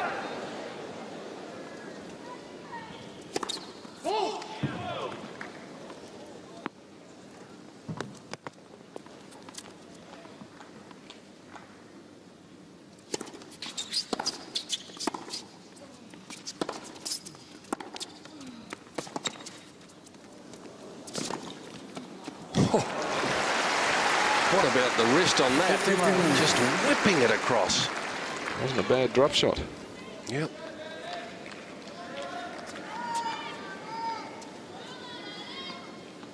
The look on his face as he walked up to the service line looked like a man without answers, but he won't go away without a fight. We know that about him. He's just not that kind of guy. It's not in his nature.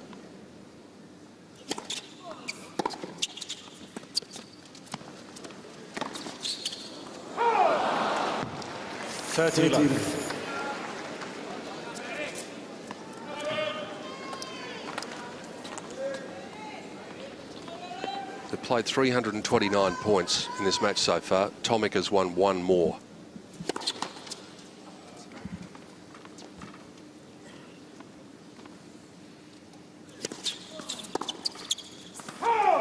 40 love.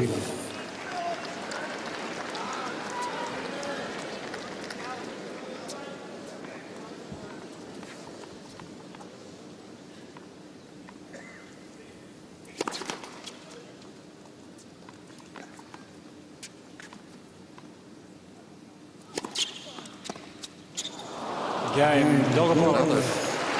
Evidence of perhaps getting out to 40 love and thinking Tomic leads 4 games to 2. it's time for conservation, energy conservation. Well, they have been playing over 3.5 hours, and they have worked each other really around this court at Rod Laver Arena. This has been a tough 3.5 hours. Extended rallies, angles, drop shots.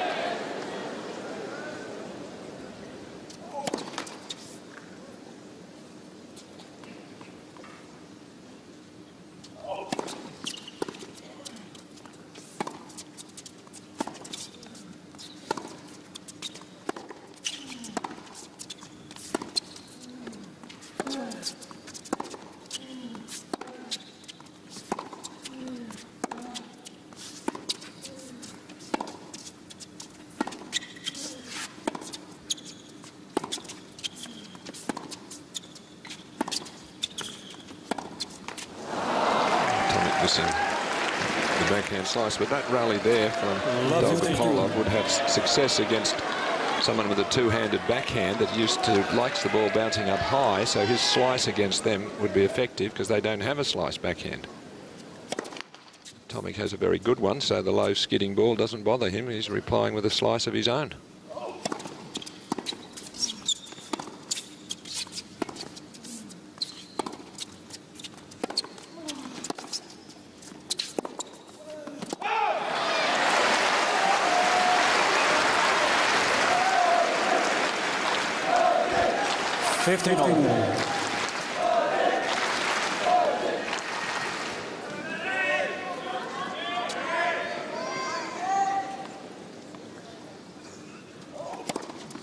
Fault.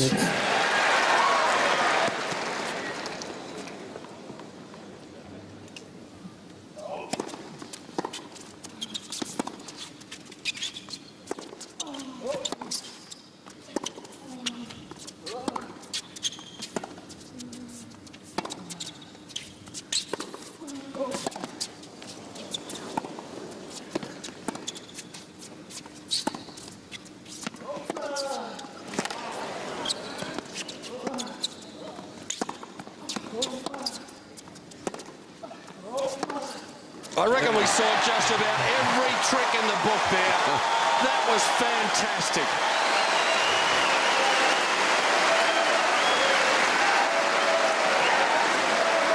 Well, just wonderful tennis. As first one player, then the other got the ascendancy, got the big hit in the rally. The other defended well, and in the end, it was Tomic who came out on top.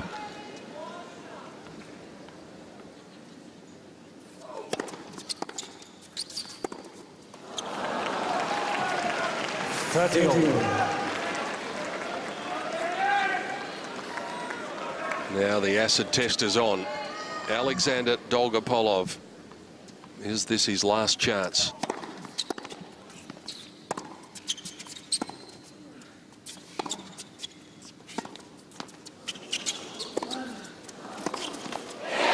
a little bit of a break there for Tomic.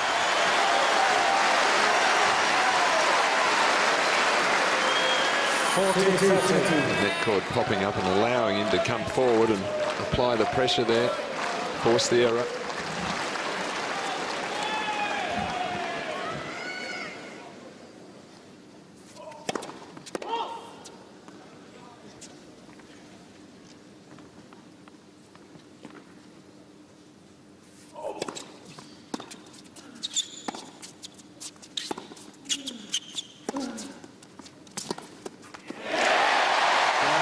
Such an enjoyable match. It's going to be a shame when it comes to an end, and it may happen after this change of ends.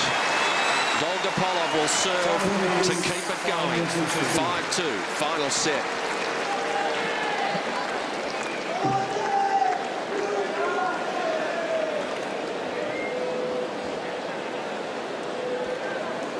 Alan, I can't remember the last time I've enjoyed a match so much because of its unpredictable nature and because of the fact that we see something, as we've mentioned many times throughout this match, something that we just don't see that much of anymore. No, well, we're seeing Bernard Tomic almost playing Bernard Tomic, and the crowd are loving it. And they're probably not going to see a match like this again until maybe these two guys play each other again. Concern on the faces of Alexander's camp, and understandably so. But whatever happens, I think they can walk away being pretty proud of what their man has achieved. A sense of controversy about the start to this fifth set. Well, it didn't cost him a break of serve or anything like that. It just meant Tomic held his serve, so there's no real danger. Here's the welcome. Is it going to finish right here, or is Tomic going to have to do it from his own racket? Well, I can tell you, he'd love to finish it right here.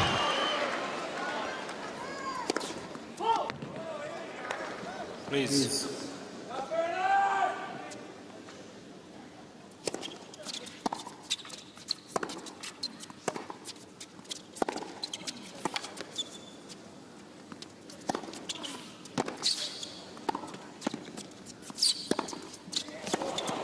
Well, there's how you turn defense into attack.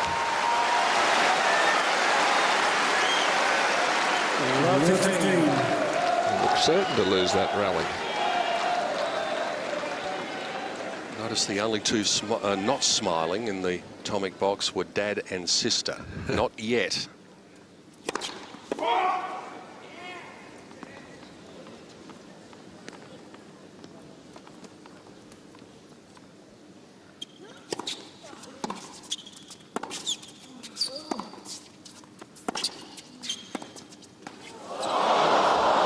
Could have gone either way.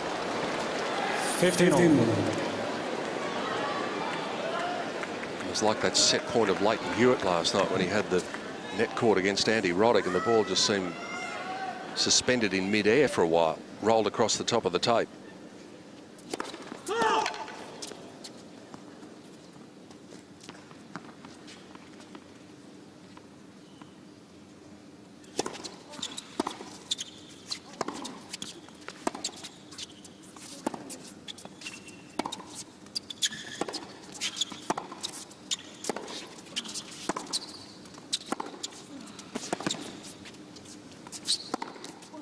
Oh, perfect.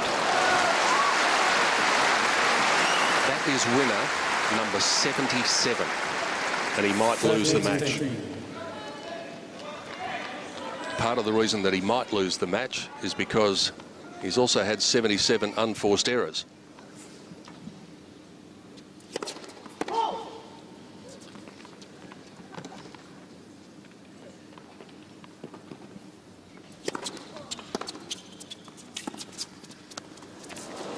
Not on.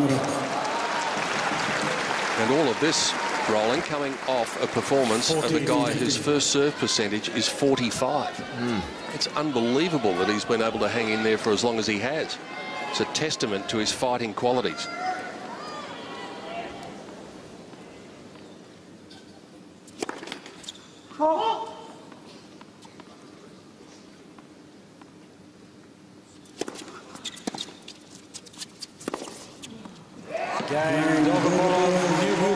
We've talked a lot about Bernard Tomic's composure under pressure. It's about to be tested like it hasn't been in this match so far right now. He's got the advantage of new balls coming. Well, crowd urging him on there, the fanatics. One of the most important games in the short tennis life of Bernard Tomic right here. Now, I think he'll handle it. Roger Federer waits in the round of 16.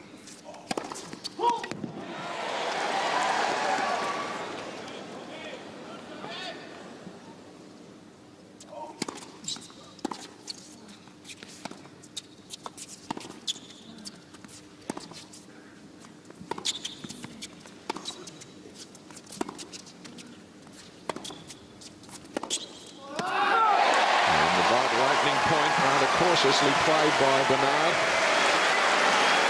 A little impetuous from his opponent, though. 52.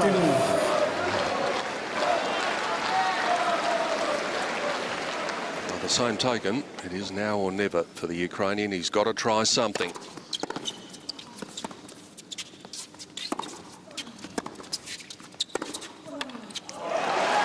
Something like that would do. 59. Well, he's really been the playmaker right throughout these 5 sets. That's why he's hit a lot of winners. He's been content by and large to move the ball around.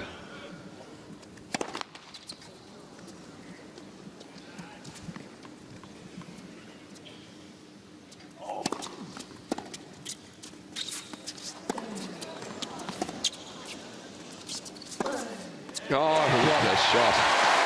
He had to hit the winner, Pete. He got himself so far out of court he couldn't get back. 32-15. Very calm. Heart must be pounding inside. You wouldn't know it. The guy that he might be playing in the next round has played that shot a few times over the years.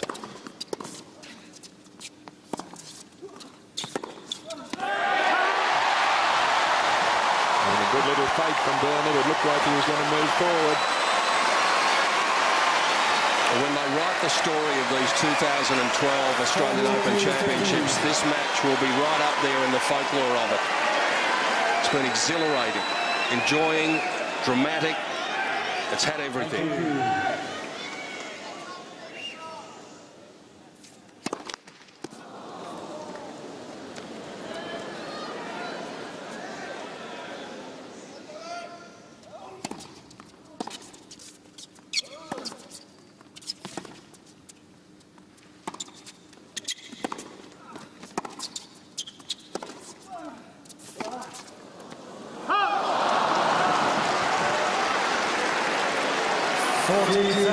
Saves one.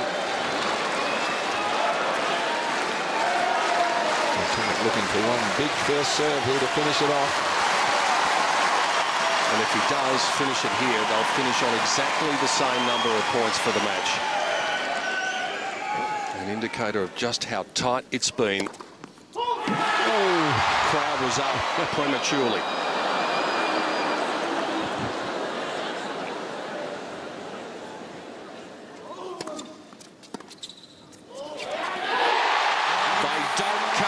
More enjoyable than that.